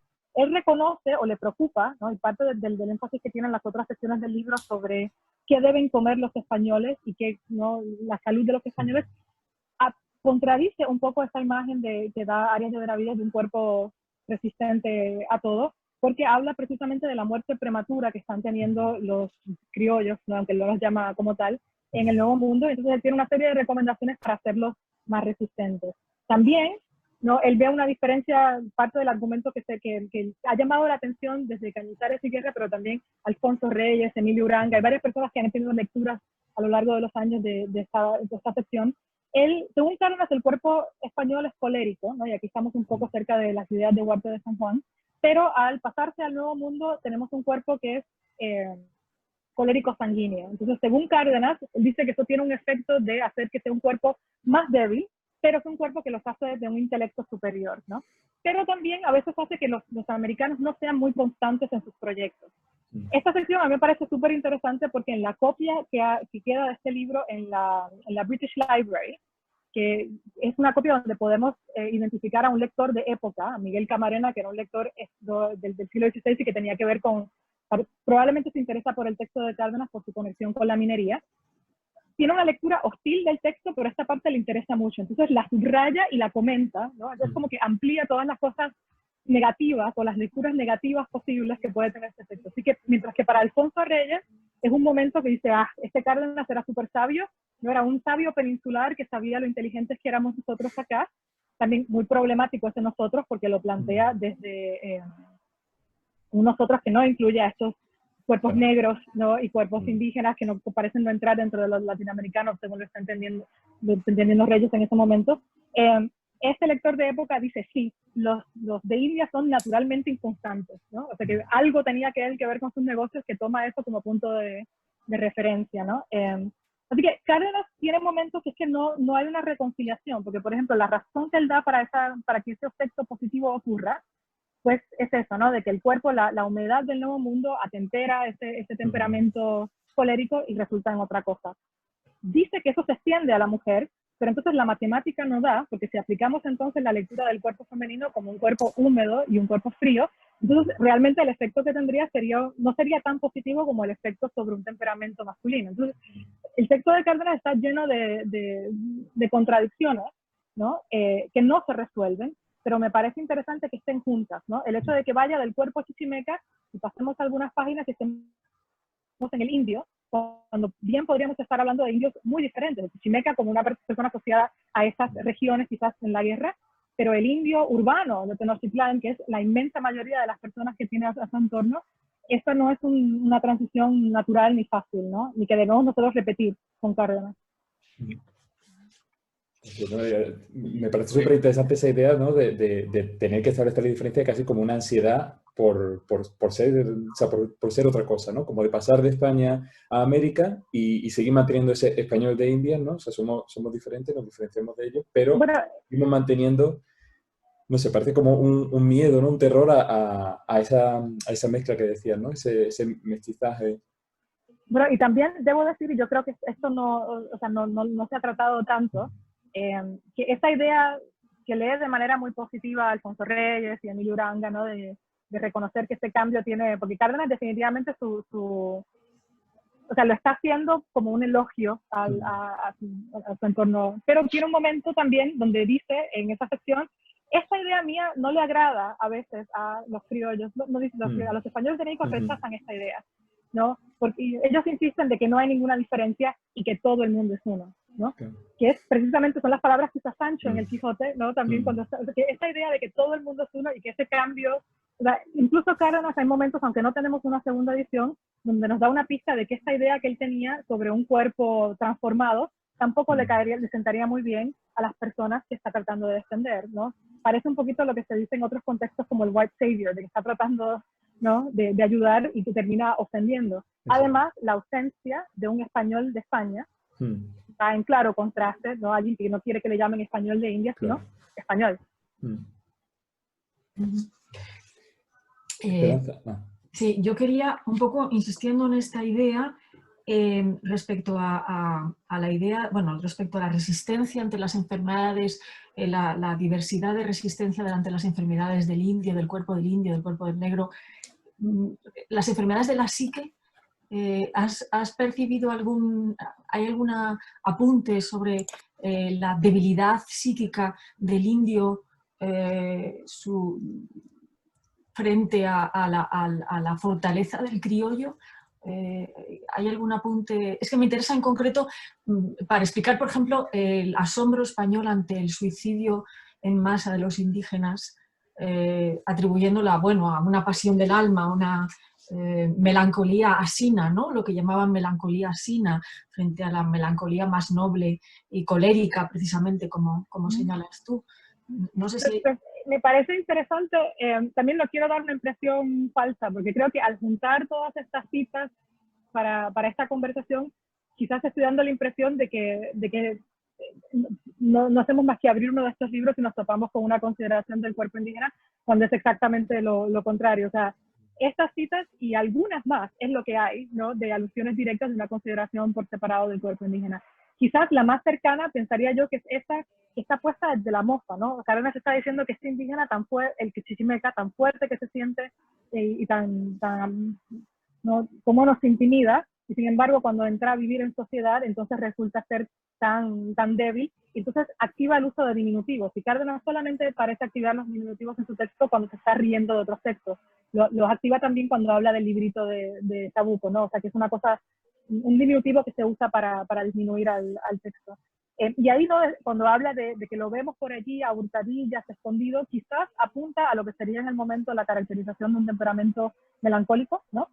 Aunque el indio pues es flemático. Así que es interesante que la manera de entender el temperamento pues sí hay elementos que se asocian de manera de diagnóstico quizás con la melancolía, pero el indio como un cuerpo fundamentalmente flemático es lo que parece ser un consenso cuando sí se considera la posibilidad. Pero por lo general es que no está, o sea, esto que yo he presentado y que reúno es un poco, porque me parece el hecho de que esa falta de proporción entre la realidad y lo que llega al texto es importante, y el hecho de que sí, con todos esos límites, logre irrumpir dentro del texto y llegar a ese momento de la representación, pues entonces hay que ampliarlo como una consideración más amplia. Además de que también lo mismo, o sea, entender el cuerpo en un texto como el de López de Hinojosa, que practicaba en el Hospital de Indios, que hace su carrera precisamente, ¿no? Por esa oportunidad de estrella que se le ofrece de asociarse con las figuras del más alto orden, ¿no? A raíz de esta epidemia y de ser compañero de Hernández. Si no fuera por ese contacto como tiene con el cuerpo indígena, ese libro no existe, ¿no? Es lo que le da una plataforma para expresarse. Ese libro precisamente, pues, imaginaríamos que interesaría publicar a un enfermero en España en esa época, ¿no? O sea, ¿quiénes son las personas que están escribiendo estos textos en otro contexto europeo? Es algo ya de por sí que lo diferencia como un texto americano, pensaría yo.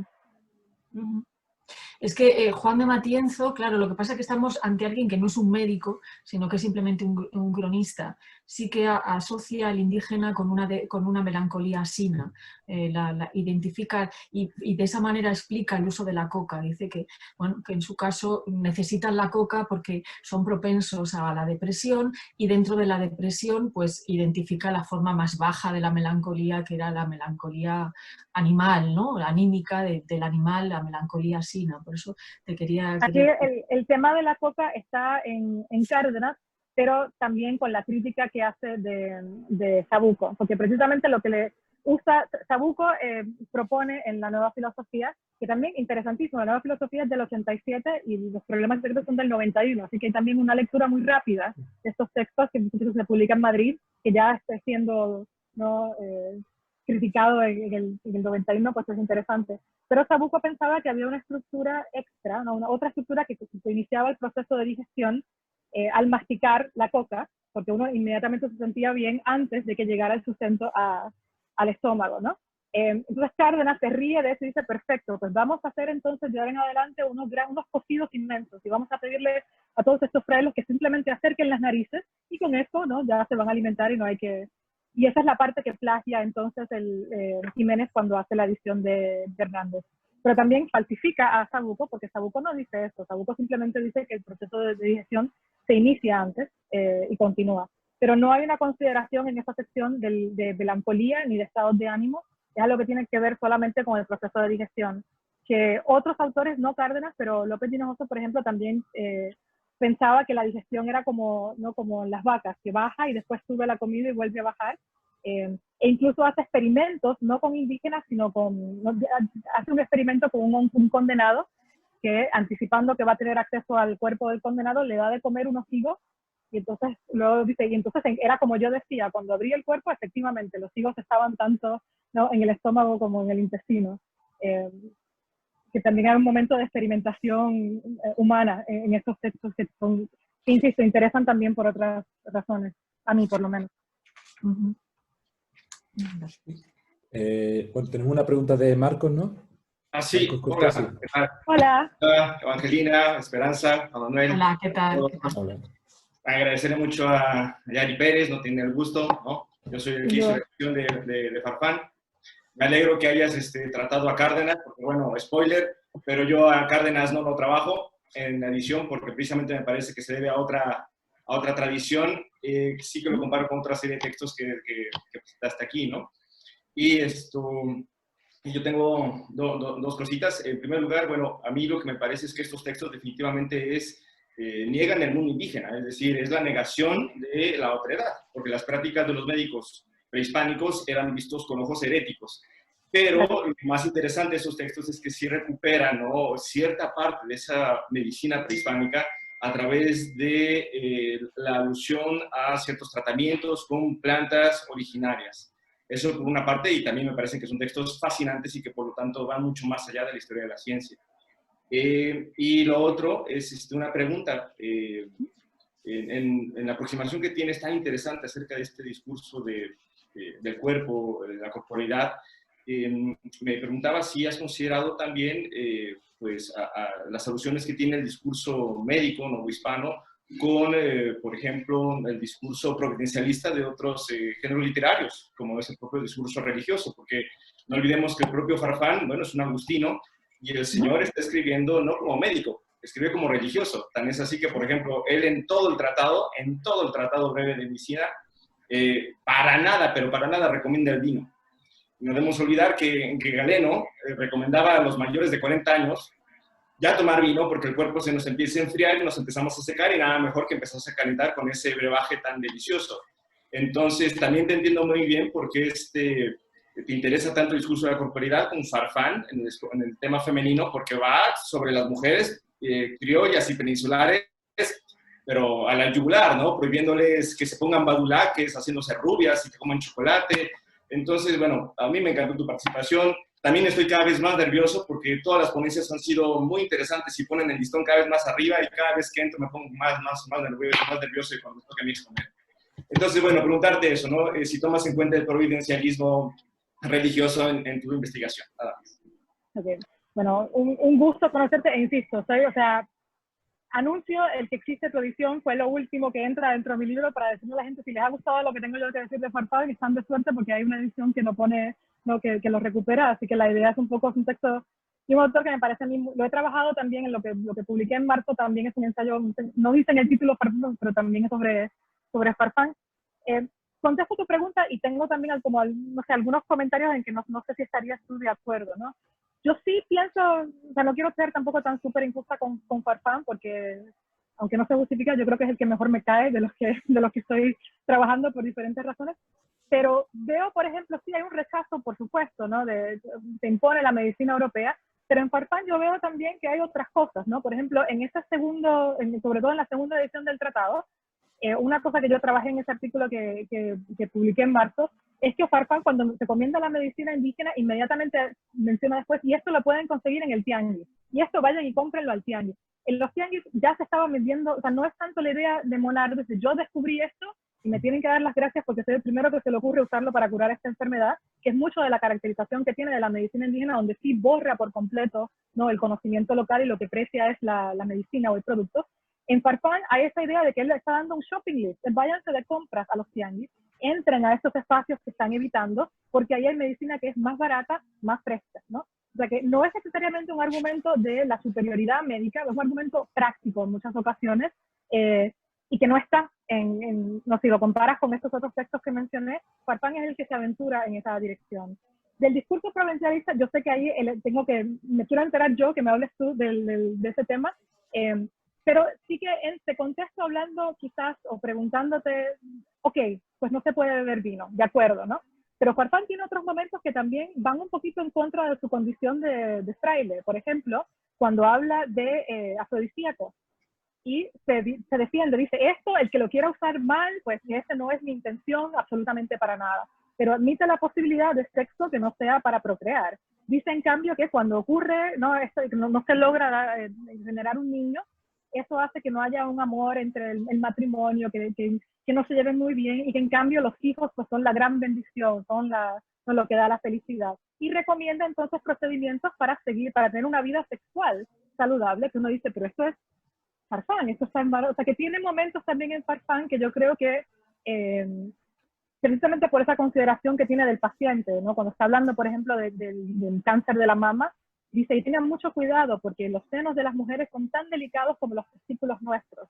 O cuando habla de las hemorroides, que dicen, duelen tanto, y yo también tengo, ¿no? Ese momento de identificación que tiene Farfán con su paciente, a veces incluye al indígena de una manera que no veo yo en otros autores. Así que no tanto tu pregunta de lo providencial, pero quizás diciendo que precisamente por eso puede ser, pero yo diría que hay cosas aquí que hacen a Farfán un escritor un poquito más, que puede apartarse de este proyecto en algunas ocasiones. Y habéis dicho algo más, pero no, que quería comentar, pero yo creo que... No, perfecto, me contestaste lo que quería saber y además coincido contigo que dentro de los médicos novohispanos es el más simpático, por eso se merecía una edición en pleno siglo XXI y en plena pandemia. De acuerdo. Gracias. ¿Esperanza? Sí, ¿yo?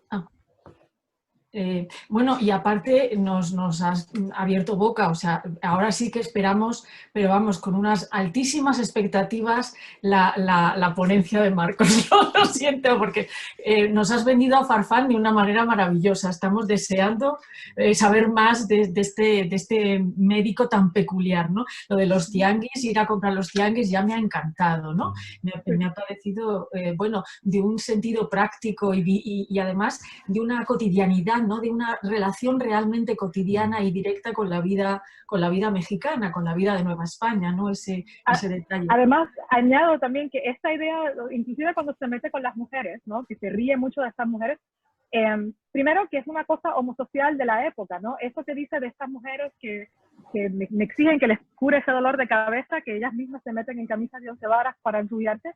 El Inca Garcilaso dice lo mismo de las mujeres indígenas que quieren teñirse el pelo oscuro, ¿no? Así que también en este momento que se vuelve casi un chiste de cómo nos reímos de estas mujeres tan preocupadas por lo cosmético, pero Farfán inclusive se va en contra, porque cuando habla de cómo tratar cicatrices en la piel, dice, y aunque a alguien le pueda parecer que esto es como cosa de medicina de mujeres, etcétera, es que es muy importante la apariencia, ¿no? Para el hombre de la piel, así que habla de cosas que serían solamente del ámbito femenino quizás, también la recupera como algo práctico, como algo que tiene que ver con la movilidad social en esta sociedad. Así que sí, comparto, estoy muy entusiasmada por escuchar tu presentación. Yo quería preguntarte en relación con Monardes, con este ataque que manifiestan todos los médicos que tú has trabajado respecto a Monardes, aparte de bueno, las diferencias médicas que ellos percibirían, ¿puede estar funcionando ahí también una puesta en valor de una nueva ciencia experimental? Porque Monardes trabaja desde su clínica en Sevilla, desde su consultorio en Sevilla. Ahí recibe todas las medicinas y las prueba en Sevilla, pero no la misma diferencia que ocurre en la historiografía entre los cronistas de vista y los cronistas de oído, ¿no? Ese prestigio que tiene el haber ido a Indias y haber conocido directamente, o sea, la aparición de una conciencia de la necesidad de la experimentación. ¿Puede estar funcionando también eso? Yo creo que lo que resisten, y ahí también entra Arias de Benavides, es el decir que el estar en un laboratorio, en un museo privado, no cuenta como experimentación, no es suficiente para... Y esto, de hecho, el primer capítulo de mi libro es la lectura de Monardes a través de Arias de Benavides, que le critica precisamente eso. Él critica no solamente a Monardes, sino que habla de los médicos de Sevilla, que están muy contentos de no moverse de Sevilla y de vivir en perpetuo, ¿no?, regalo, sin haber realizado el tipo de trabajo y casi peregrinación de la manera como él lo pone, de su recorrido por Indias. Así que es interesante que es otro español desde Valladolid que está diciendo eso no cuenta como experimentación. Para conocer de Indias, para poder hablar de Indias, hay que haber estado allí. Pero lo está anunciando desde Valladolid. Entonces es interesante para mí cómo este reclamo se parece tantísimo a lo que dicen luego estos autores, ¿no? También cuando le dicen, Cárdenas tilda a Monardes de farsante, dice que tenemos que desconfiar de lo que este señor quiere vendernos por verdad, es la frase que usa para describir a Monardes, ¿no? Y le dice que esto de las besoares es lo que le... Y también, cuando vamos a Monardes nos damos cuenta que él dice que no está tan seguro de que las besoares funcionen de esa manera, pero la sección que está criticando es de la piedra besoar americana. Así que es también este momento donde están estas dos fuentes, Sabuco y Monardes, además de que los personajes de Sabuco son admiradores de Monardes, de que es Monardes dos veces, porque el texto de Sabuco, La Nueva Filosofía, son unos pastores que se sientan a discutir temas de medicina, y uno ve el malestar en Cárdenas como estos pastores sin la preparación médica que yo tanto reconozco y que agradezco. Y hay algo ahí también que hermana Cárdenas con Cervantes de Salazar y este elogio de lo que sería un mundo intelectual mexicano. Eso también está en la lectura de Cárdenas. Así que esa idea de qué cuenta como experimentación, si uno va a Monardes sí dice y enfatiza que él está experimentando estas cosas. En la parte del Sangre de Drago, por ejemplo, la Sangre de Drago dice, yo manejé estos objetos, los abrí, vi esto, y Arias de Benavides le contesta, dice, esto es mentira, ya nos hemos leído a Laguna, y Laguna ha dicho que no hay dragones dentro de estas semillas, ¿no? Entonces, esa insistencia de qué cuenta como experiencia, pues es lo que ¿no? La experiencia es privilegio, es asociación con estructuras españolas, o es experiencia, es la experiencia de todos, ¿no? Sí. Sí. Creo que Ruth había escrito aquí una pregunta en el chat, ¿no? Ruth, no sé si quieres comentarla, quieres leerla o no sé si... Bueno, leo la pregunta, ¿la puedo ver? Por favor. Sí. Que ya no puedo leer mi propia pregunta. Bueno, la leo yo si quieres. La demográfica racial de los cirujanos en el Perú eran en su mayor parte los mulatos, los cuarentones, en los siglos, hay XBB, asumo que eso es siglos XVI. 17 y 18. Quería saber Okay. cuál era la demográfica en la Ciudad de México, ¿no? Esa era la primera pregunta. O sea, pensando en un posible contraste con el caso peruano, ¿no? Ok, de quienes estos textos, tanto Farfán como López Hinojosa, plantean sus textos como textos para las personas que no tienen un acceso directo a la medicina metropolitana, ¿no? O sea, que parte de la razón que usan para justificar el que están escribiendo en castellano y no en latín es que son textos para las regiones, para la gente que no puede, aunque al entrar en el contenido no necesariamente hay problemas de pensar, bueno, circularon estos textos realmente en las regiones o estamos hablando de textos que se van a vender y van a interesar dentro de México. También las equivalencias que se dan también hacen pensar, ¿no?, de que no es siempre la superioridad de un producto por encima de otro, sino también una consideración de acceso, de que si no se tenía acceso a un tianguis, como los tianguis de la Ciudad de México, que sabemos que sobreviven, ¿no?, a la caída de Tenochtitlán y continúan totalmente activos en el siglo XVI, pues también eso está ahí. Ahora bien, si la pregunta es que una cosa es los cirujanos como aparecen representados en estos textos, y tu pregunta yo creo que va aparte de a quienes están practicando. Más allá de los textos, ¿no? Pensando en la posible lectura o recepción de los textos que analizás por parte de cirujanos no europeos o criollos, por ejemplo. Esa es una pregunta más interesante y pienso yo que es más difícil de contestar, ¿no? ¿Quién exactamente está poniendo en práctica esta medicina? Porque aunque son textos que se plantean y que dicen, ¿no?, por favor, sobre todo Farfán, ¿no? Farfán está muy consciente de que a lo mejor el paciente se le puede morir y es importante que se confiese primero, ¿no?, en caso de que la cura sea muy, muy peligrosa. Pero la idea de quién está poniendo en práctica estos procedimientos es un cuadro más variado, ¿no? Hay, por ejemplo, el examen de Barberos, que es lo que la segunda edición de López Hinojosa apunta a que el texto tenga una utilidad para ser usado como examen, para certificar, ¿no?, la práctica de la medicina. Y al igual que estaba ocurriendo en España, ¿no?, si miramos el cuadro americano, el aumento en la regulación de la práctica médica representa entonces la institucionalización de la exclusión de otros practicantes. Algo de eso también hay, por lo menos en lo que queda del récord oficial, ¿no?, de que entonces no serán las mujeres, no serán los curanderos, sí van a formar parte de ese contexto. Pero ¿cómo hacer una policía de eso? Eso me parece que es una pregunta más amplia, ¿no? De decir, bueno, entonces estos textos no los usaron cirujanos aparte, ¿no? No fueron, todo el que usó este texto era un cirujano que estaba certificado para practicar la cirugía en México. A mí me parecería que no. Okay. ¿No? Sobre todo si son textos que están circulando fuera de la Ciudad de México. En términos de la composición racial, no hay que yo conozca, e igual aquí alguien en la sala me puede aportar el dato, que yo sepa, no he visto trabajos que investiguen no quiénes podían practicar la medicina y cuáles serían las exclusiones, ¿no? Eso en el términos de la educación superior en México es interesante porque la cédula de la universidad, ¿no?, originalmente dice que es para hijos de naturales y de europeos, aunque eso luego no se pone en práctica. O sea, que la idea de que iba a ser un proyecto intelectual que era más amplio y que eso luego cambia cuando se asocia a la carrera universitaria a tener puestos eclesiásticos.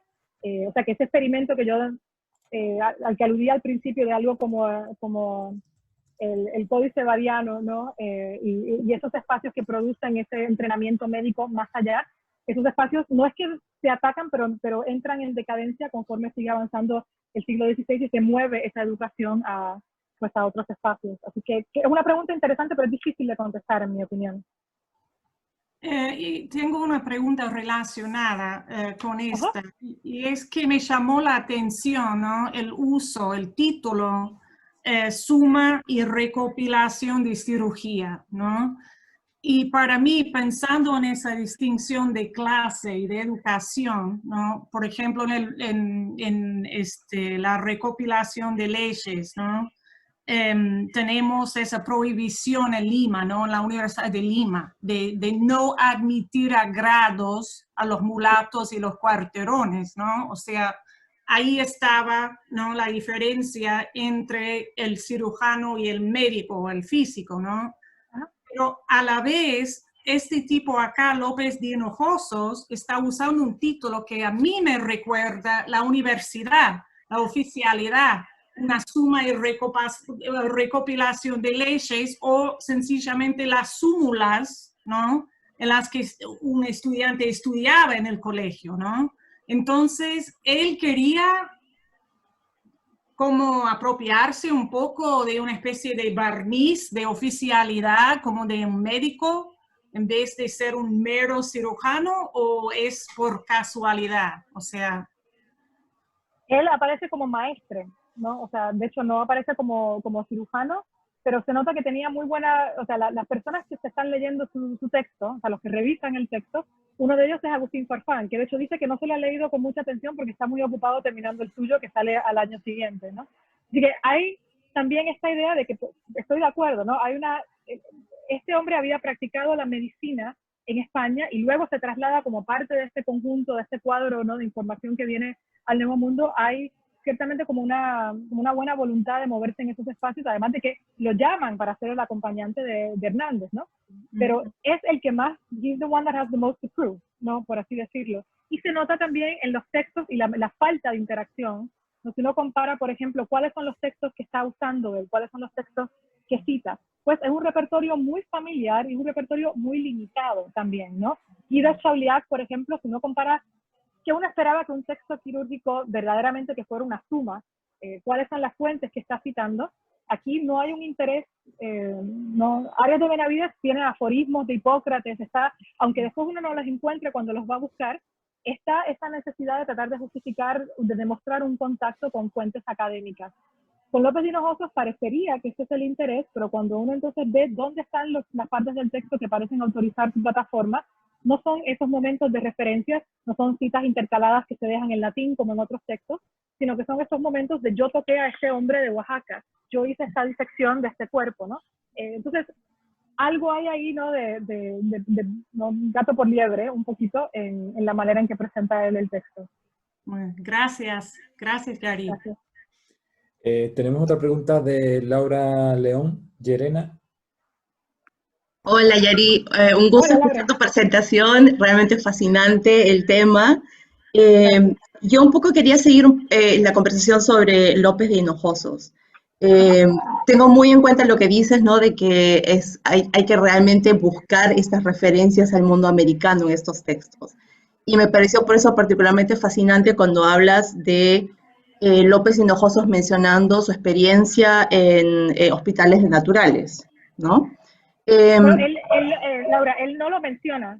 Es que eso es lo interesante también. Él habla de estas experiencias que tiene con la epidemia, pero él no se identifica constantemente como alguien que practicaba en el hospital de indios. Eso es lo interesante, me parece a mí, de cuando uno entonces dice, pero entonces, ¿cuáles son los cuerpos con los cuales él está interactuando? Los casos que él tiene son, pues, estos cuerpos de personas ejecutadas, ¿no?, de disecciones públicas, pero él trabajó no era enfermero en el Hospital Real de Indios. Entonces, pero eso no está de manera explícita ni en la primera ni en la segunda edición como algo importante. Bueno, en parte respondes mi pregunta, ¿no? Porque yo la curiosidad que tenía era saber si de alguna manera se cuela un poco algún tipo de información adicional o comentarios sobre los hospitales de naturales como espacio no solamente de experimentación sobre cuerpos indígenas, sino también como espacio de conocimiento casi colaborativos. Estaba pensando en que, por lo menos en el caso peruano, lo que yo conozco, a los indios que se acusa de idolatría, como castigo los mandan a los hospitales naturales, ¿no? Pero también es un espacio donde precisamente se tiene que buscar solución a las enfermedades, ¿no? Y si hay algún tipo de referencia a ese espacio como espacio de producción de conocimiento, no solamente en López de Hinojosos, sino también otros textos que hayas visto. Yo creo que ahí estoy de acuerdo con la intervención de Marcos anteriormente, de que estos textos están de espaldas a esa realidad creo que es una realidad importante en la historia. Si el tema fuera hoy la medicina en México de una manera más amplia, pues el Colegio de Santa Cruz de Tlatelolco ya de por sí deshace eso, ¿no? La existencia de algo como el Códice Abadiano, donde tenemos esa interacción, ¿no? Son nobles nahuas que reciben una educación absolutamente privilegiada en cualquier contexto, el trivium y el quadrivium, ¿no? Y que además es un texto indígena en el sentido de que su autor es indígena y su traductor es indígena, ¿no? Aunque se produce, ¿no? En el contexto del colegio. Pero no hay... O sea, no te puedo decir que hay un reconocimiento más allá de estos productos, y con Farfán no solamente de productos, sino de sus espacios de comercio, de cómo hacen los indígenas para curarse. Esas referencias sí están intercaladas y a veces recomendadas también, ¿no? Porque la razón para hablar de ellas es que surten efecto también de que son buenas para hablar de cuerpos europeos, ¿no? Pero un reconocimiento de medicina indígena destacada y valorada de la misma manera que aparecerá quizás en una lectura que podemos hacer de Hernández o del Códice Abadiano, estos textos no van en esa dirección, diría yo. Muy bien. No sé si te contesté, Laura, perdona. Sí, gracias. Bueno, pues muchísimas gracias, Yari. No sé si hay alguna otra pregunta, algún comentario. ¿Esperanza? El micrófono. micrófono. El micrófono. Estoy apagando y tal porque me sale a mí conexión inestable, o sea, estoy apagando y encendiendo la cámara, perdón por desaparecer de vez en cuando, pero es que me aparece continuamente el mensaje de conexión inestable y entonces intento arreglar la situación. Un poco enlazando con esto, ¿cuál era la consideración de un médico que trabajaba en estos hospitales naturales de Indias, ¿no? Un poco enlazando con la pregunta de Laura León, porque, por ejemplo, los sacerdotes que sabemos que tenían una consideración menor dentro de la jerarquía, el predicador de indios, Molina, Cristóbal de Molina, tenía una consideración menor, eran puestos no demasiado deseados por parte de los curas y sacerdotes dentro de la jerarquía eclesiástica, era como lo peor considerado, ¿no? ¿Cuál era la posición de un ¿se sabe, se conoce, hay alguna referencia? Porque llama la atención que no hagan gala de esa información, ¿no? De ese puesto dentro de trabajando con... Resulta contradictorio. Bueno, en el caso de Arias de Benavides, en la opinión de José Luis Fresquet Febrer, es posible que haya trabajado en el hospital que atendía a las bubas, porque el conocimiento que demuestra en el texto hace parecer que se movería en ese espacio, ¿no? Pero no hay una constancia, por ejemplo, en récords de México, de que él haya estado en México, aunque realmente no es para dudarlo, pero no queda la presencia de las personas que menciona, pero no tenemos otra información de él como un cirujano que se desempeña en México, eso con Arias de Benavides. Con López Hinojoso sabemos que que se desempeña como enfermero en esta capacidad, en gran medida por su propio texto, y que luego termina sus días siendo el portero del Colegio Máximo, ¿no? O sea, que también tiene una jubilación, ¿no? Que lo acerca a ese espacio. En el caso de Farfán, pues que sí que tiene esa profesión médica, y ahí también asumo que Marcos incluso puede aportar más información. Lo que sí puedo decir es que en un texto de medicina que publica Barrios al siglo siguiente, en el 17, aunque uno se leería Farfán y parece que es buen médico, según Barrios era pésimo médico, que dejaba a la gente colgada y luego tenía que venir Barrios a arreglar la cura para que no se muriera. Eso dice Barrios de Farfán, pero ya en un siglo siguiente. Así que, ¿cuál sería su interacción real con sus pacientes? Habla mucho de trabajo, o sea, de que va a visitar en el texto su interacción con las mujeres, parece ocurrir dentro de un espacio doméstico, ¿no? Porque dice que fui a curar, hice esto, ¿no? Hice estas recomendaciones y quisieron echarme, va a visitar unos pacientes que están teniendo problemas con la menopausia y le recomienda que coman no muy poca cosa y una serie de productos y prácticamente lo echa. No, entonces, esa idea de cuáles eran los espacios de quienes están escribiendo estos libros. En el caso de Juan de Cárdenas, es interesante, Juan de Cárdenas era muy joven todavía, ¿no? 26, 28 años, y él lo que le interesaba era ser profesor en la Facultad de Medicina, y se postula en 2 ocasiones y no le sale.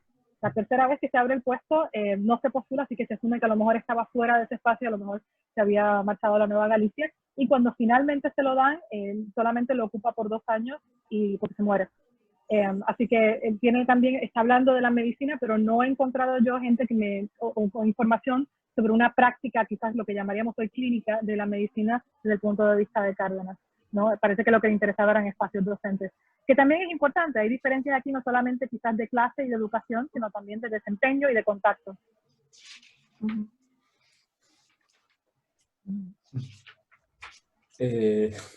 Muchísimas gracias, Yari. No sé si hay otra pregunta, otro comentario.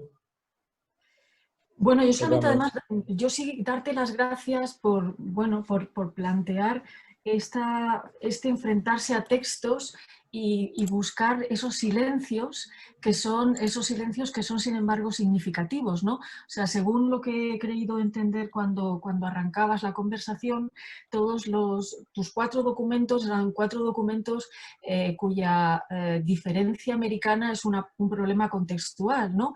Y que habían sido trabajados en realidad como productos que se podían haber escrito en cualquier ciudad europea, ¿no?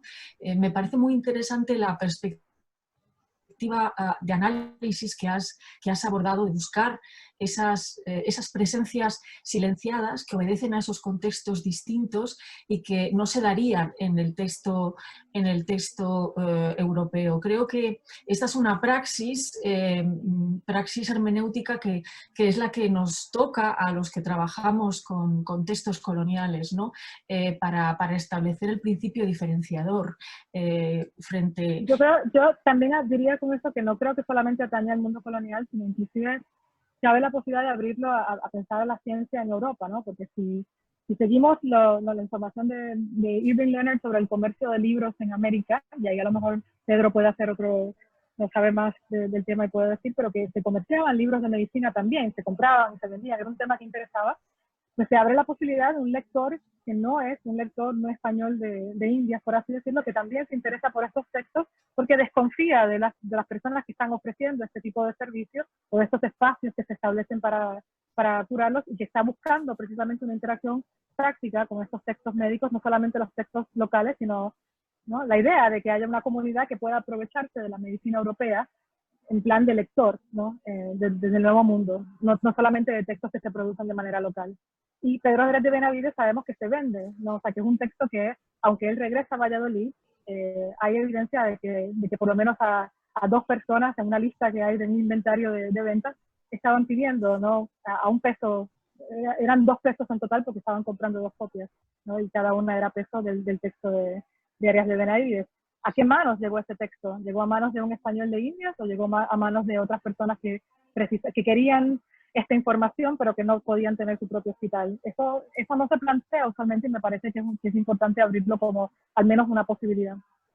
Sí, ¿no? Y bueno, y leer de nuevo los textos, porque me resulta muy sorprendente después de tu propuesta. Bien, es verdad que tú has dicho que es una propuesta sesgada, ¿no? Que es una búsqueda ex profeso de la cuestión, pero me sorprende ahora la otra perspectiva. ¿Cómo se puede decir de estos textos que se podrían haber escrito en cualquier ciudad europea, ¿no? Después, o sea, hay que volver a leerlos. O sea, la sensación que a mí me queda, que es una sensación que también he defendido en otras ocasiones, es que hay que volver a leer sin un prejuicio eurocentrista, quizá volver a leer de verdad, profundamente, para descubrir que no se podría haber escrito en ciudades europeas, ¿no?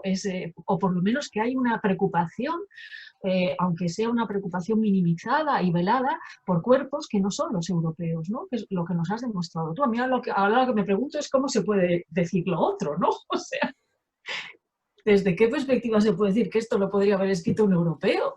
No sé. Y aparte de todo, pues parte de la demora en la producción de este libro, que llevo ya tanto tiempo trabajando con estas ideas, un poco eso, de que yo creo que finalmente he logrado convencer, no, por lo menos a algunos lectores, de que lo que interesa, a mí por lo menos lo que más me interesa de estos textos, yo soy formada en literatura, ¿no? O sea, me interesa porque son tan interesantes de lo que dicen de las sociedades. Tienen también el aspecto de la medicina, que me parece una pregunta fascinante e importante, pero son textos que tienen tantísimo más, son cuadros de costumbres, son biografías, son otros itinerarios. En vez de leernos a Cortés y a Colón y estos itinerarios que están tratando de trabajar la relación de esta manera más amplia, son unos textos que no una lectura que está totalmente sesgada, sí, pero es a través de, vamos, de Carlos Fuentes y de García Márquez, se lo voy a admitir, ¿no? De mirar estos textos como si tuvieran, ¿no?, estas primeras aventuras de algo que luego se convierte en otra cosa que identifica un perfil literario latinoamericano, ¿no? Con todas sus limitaciones y con su racismo también, ¿no? Eso creo que también está allí. Claro, pero ese racismo es producto de otro contexto. Quiero decir, un europeo no tenía ningún problema, no necesitaba ser racista, porque no tenía que verse con cuerpos indígenas o cuerpos negros, ¿no? Quiero decir que bueno, hasta... sí y no, pero Monardes, o sea, Monardes eso también es interesante plantearlo mirando de manera más cercana a los espacios europeos, ¿no? Eso se puede decir de alguien como Monardes. Monardes era no de padre genovés y de madre española, y la comunidad genovesa en aquel momento en Sevilla, que tenía también su propia administración, no podía decidir casos de manera separada, y una ciudad que también, según los estimados de algunos, no podía tener hasta 11% de población no negra o quizás de otras regiones, cosas que están saliendo ahora, que se han sabido hace mucho tiempo, pero que son más visibles quizás ahora con el tema de Black Lives Matter y la atención que se le ha dado a estos temas. Creo que eso está saliendo, no es más evidente. También hay que pensarlo en alguien como Monardes. ¿Cómo no pensar en un cuerpo diverso cuando uno está en una ciudad como Sevilla, que se había duplicado, ¿no? Claro. Que era una metrópolis, ¿no? Un tablero de ajedrez, lo llamaban de manera despectiva algunos embajadores que pasaban por allí. Así que esas exclusiones, creo que por eso es que veo yo a Valladolid como un satélite de denunciación colonial, porque creo que entonces se va, ¿no? El imperio contraataca un poco esa noción en la otra dirección. Uh-huh. Además que la idea de un cuerpo diverso está presente, por ejemplo, en el milagro de San Cosme y San Damián, ¿no? Es un cuerpo blanco que le quitan una pierna y le insertan una pierna de un moro. Y ahí se puede hacer una lectura gigantesca de ese milagro, ¿no? Totalmente. Y claro, es una pena que lo que seleccione López Hinojosa sea la otra representación de los santos en vez de la, ¿no? Y esto Carmen Frassi ahora acaba de publicar un libro de Black for Human, donde trabaja precisamente ese caso en el contexto de la cultura ibérica. Pero sin duda, ¿no? O sea, la presencia también de otras poblaciones como parte fundamental de Europa, ¿no? Para pensar el Renacimiento, y más atrás también es importante. Sí, hay que iniciar nuevas prácticas de lectura y nuevos enfoques de la enunciación, desde luego. Uh-huh.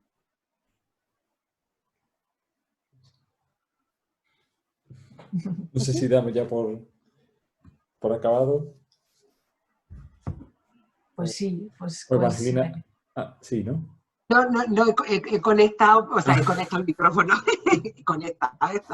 digo, porque estuviéramos los tres también conectados, ¿no? Y para agradecer muchísimo a Yari y que se te ha dicho, pero ¿no? que yo lo quería ahora recalcar un poquito, cómo has traído al presente, ¿no? También, ¿no? Y que me parece fenomenal cuando lo comentabas con los alumnos, a veces lo veo, o sea, esto que estamos haciendo, estos textos que miramos, estos textos que rebuscamos, no, o sea, que tienen polvo porque están en archivos que llevan, ¿no?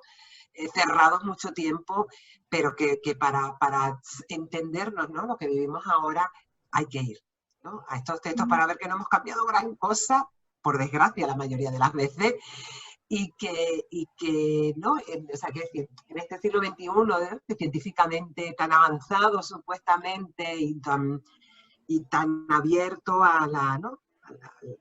al respeto a todas las culturas, a todas, ¿no? A todos los modos de vida, a todos los grupos poblacionales, pues a veces uno mira para atrás y estamos casi peor. No sé si que en un siglo XV o en un siglo XVI, porque en este contexto estar así es estar peor que en el siglo XVI, ¿no? Es decir, en el siglo XVI hay un ¿no? Digamos que un desconocimiento, porque también hay un desconocimiento ¿no? de la capacidad del mundo, de lo que puede haber a otro lado, ¿no? Ese continuo descubrir.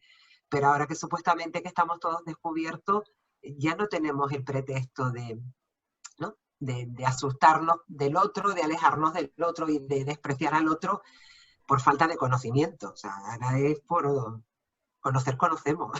O sea, Yo no sé, yo creo que quizás a veces pienso un poquito lo contrario, de que Entonces es todavía más importante el sobrevivir, ¿no? Si estas prácticas ya de exclusión eran tan fuertes y llevan tanto tiempo operando y de una manera tan cruenta a veces, el hecho de que sobreviva lo que sí llega ya de por sí es un enorme logro, ¿no? Entonces es un poco, además de que nunca, pues, de ahí es que viene lo que hablábamos antes de que empezáramos a grabar, ¿no?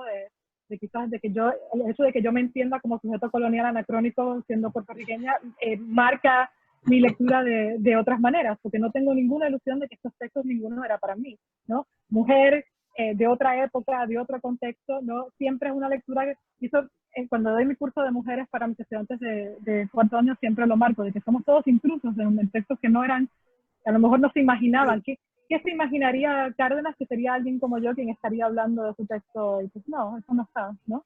Entonces, y en parte por eso también representa un logro, que es los usos que le dan estos lectores de la época y los usos que le damos nosotros, hasta cierto punto reivindican quizás las carencias de algunos de estos materiales, ¿no? Pero también hay una cosa interesante que tu charla ha puesto de relieve y que también pretende el seminario en esta ocasión, y es esta experiencia de la enfermedad como una experiencia transtemporal y transespacial, ¿no? Es realmente es un punto común que compartimos, la angustia ante la enfermedad como sujetos coloniales, no coloniales, poscoloniales, nos une esta experiencia que es transtemporal y transespacial, ¿no?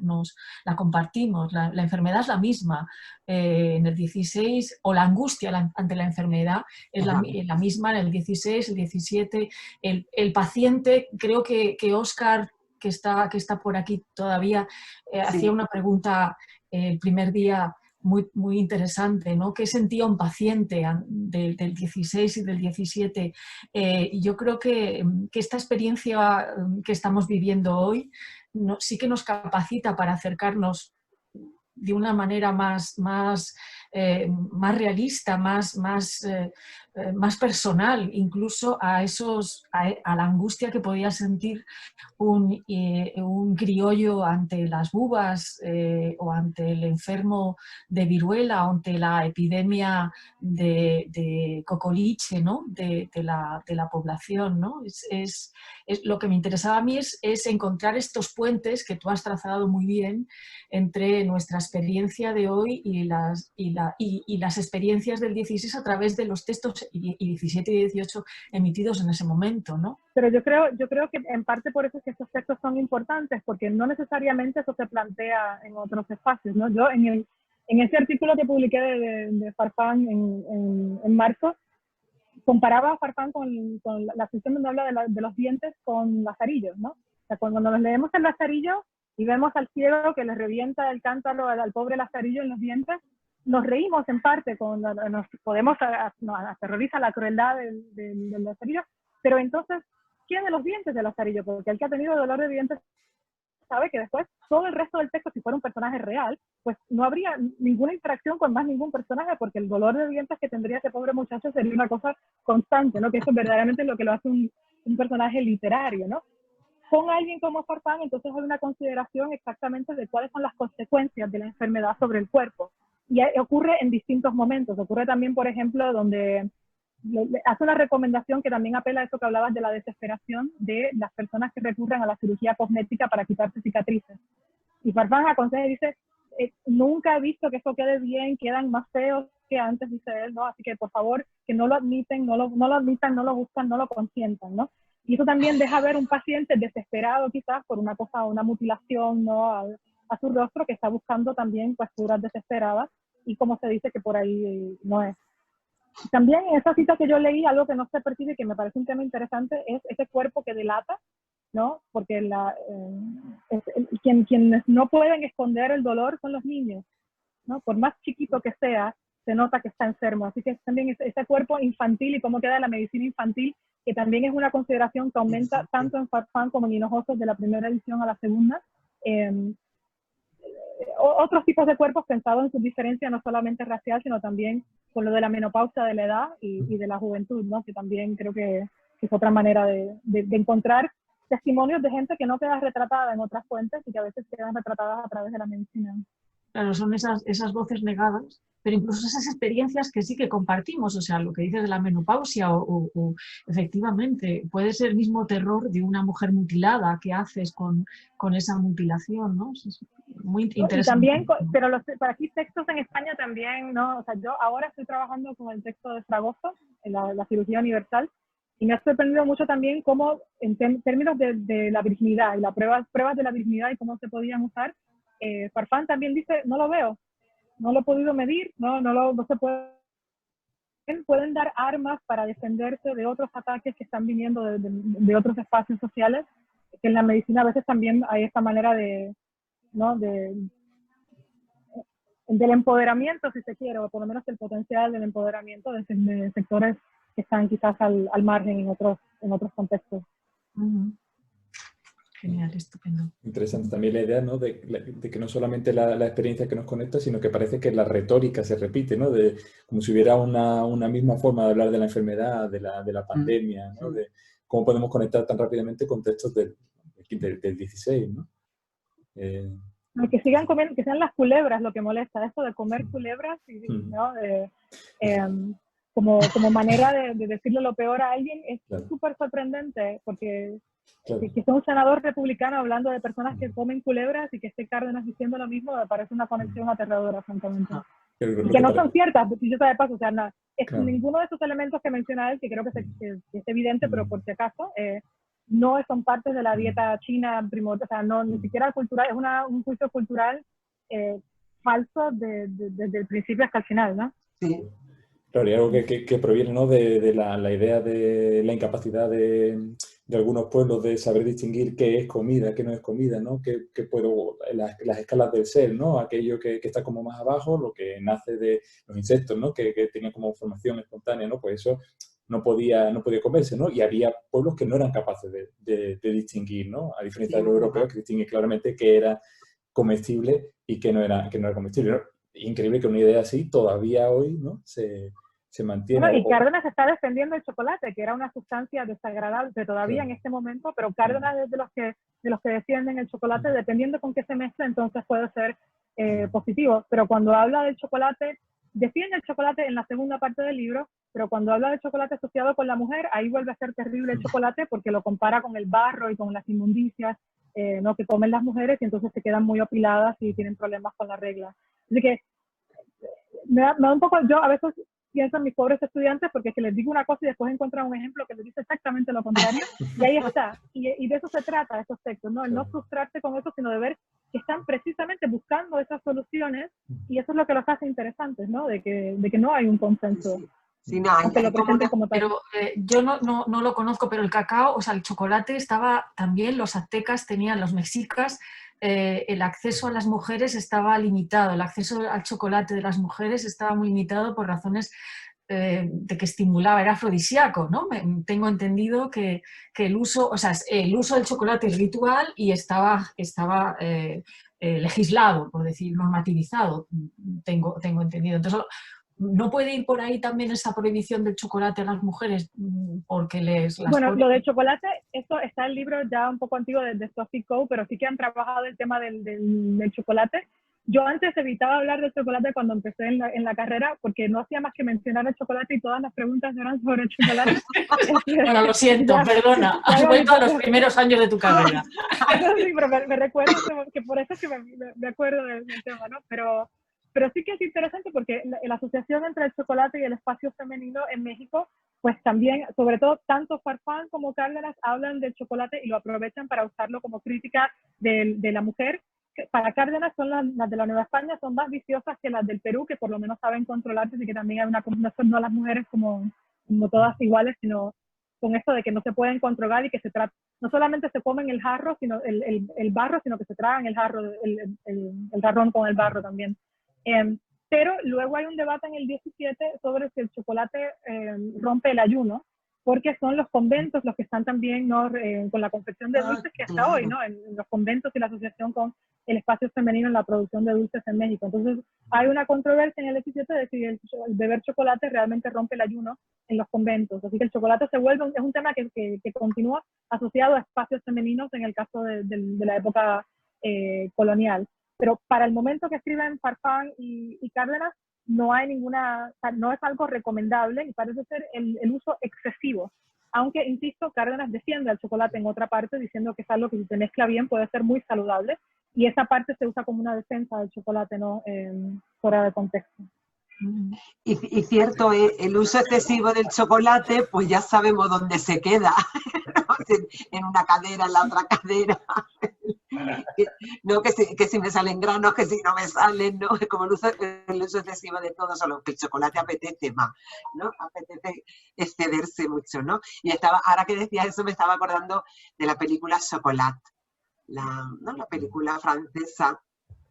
Yo creo que fue franco-estadounidense además, ¿no? Sí. Porque estoy pensando ahora, estaba viendo que hay actores ingleses, hay actores norteamericanos, hay, ¿no? La apertura, ¿no? De esa tienda de chocolate que revuelve, ¿no? La pequeña pero es verdad que para los españoles al principio es un producto que genera desconfianza, ¿no? Estoy pensando en Acosta, que es fascinante ese capítulo de Acosta porque él compara como un estructuralista avant la lettre, ¿no? Compara el chocolate, el cacao y la coca, los pone juntos, es decir, en un mismo capítulo, es decir, que él es consciente de que está tratando con alimentos rituales, que tiene un altísimo componente religioso y social, ¿no? Y habla del cacao, en concreto habla de que tiene aspecto de heces disueltas en agua, es la manera en que describe el cacao Acosta, ¿no? Es repugnante, vamos, y también le parece repugnante la coca, claro, pero que no tuvo el mismo... Yo creo que la representación europea de productos, ahí también es que entran, a veces hay que hacer otras preguntas, porque yo... ¿para qué hablar de productos que no se tienen, ¿no? Y eso a veces me lo he planteado, por ejemplo, con las traducciones de Monardes al inglés, lo que se habla de productos que no se comerciaban en Inglaterra, pero se están leyendo entonces a Monardes en Inglaterra como... Interesante porque pienso que a veces hay otras razones. En el caso de las traducciones de Monardes, ¿no? el proyecto del traductor de Monardes, que era Frampton, de que no se quedara Inglaterra fuera de esa conversación. Pero a veces yo creo que corresponde a otras necesidades. Y ahí están las tunas, el chiste de las tunas que circula, ¿no? De las tunas que hacen orinar Colorado, que está de González, de Fernando González Oviedo, está en todo, ¿no? El chiste de las tunas. Pero el caso un caso interesante es el caso del aguacate, ¿no? Que el aguacate en Arias de Benavides cuando empieza a hablar de las propiedades medicinales del aguacate, se distrae y entonces empieza a hablar del aguacate como afrodisíaco y hace entonces un chiste de un fraile, de un hombre que va a confesarse porque es que no ha podido parar de tener sexo y pues está, ¿no? En la confesión, pero que el cura sigue preguntándole, bueno, qué interesante. Y espérate, de nuevo, ¿cuál es ese producto que estás usando? Y que él empieza a desconfiar de este fraile de las intenciones que tiene. Entonces, ese chiste luego llega en el siglo XVII a España, pero ya no es un hombre, sino una mulata. Y es el mismo chiste, ¿no? De una mulata que va a confesarse y que ese sacerdote le está, ¿no? Haciendo todas estas preguntas. Pero entonces es un espacio donde no se están vendiendo, ni comerciando, ni cultivando a gran escala aguacates. Entonces, ¿para qué hacer un chiste sobre aguacates si no hay aguacates?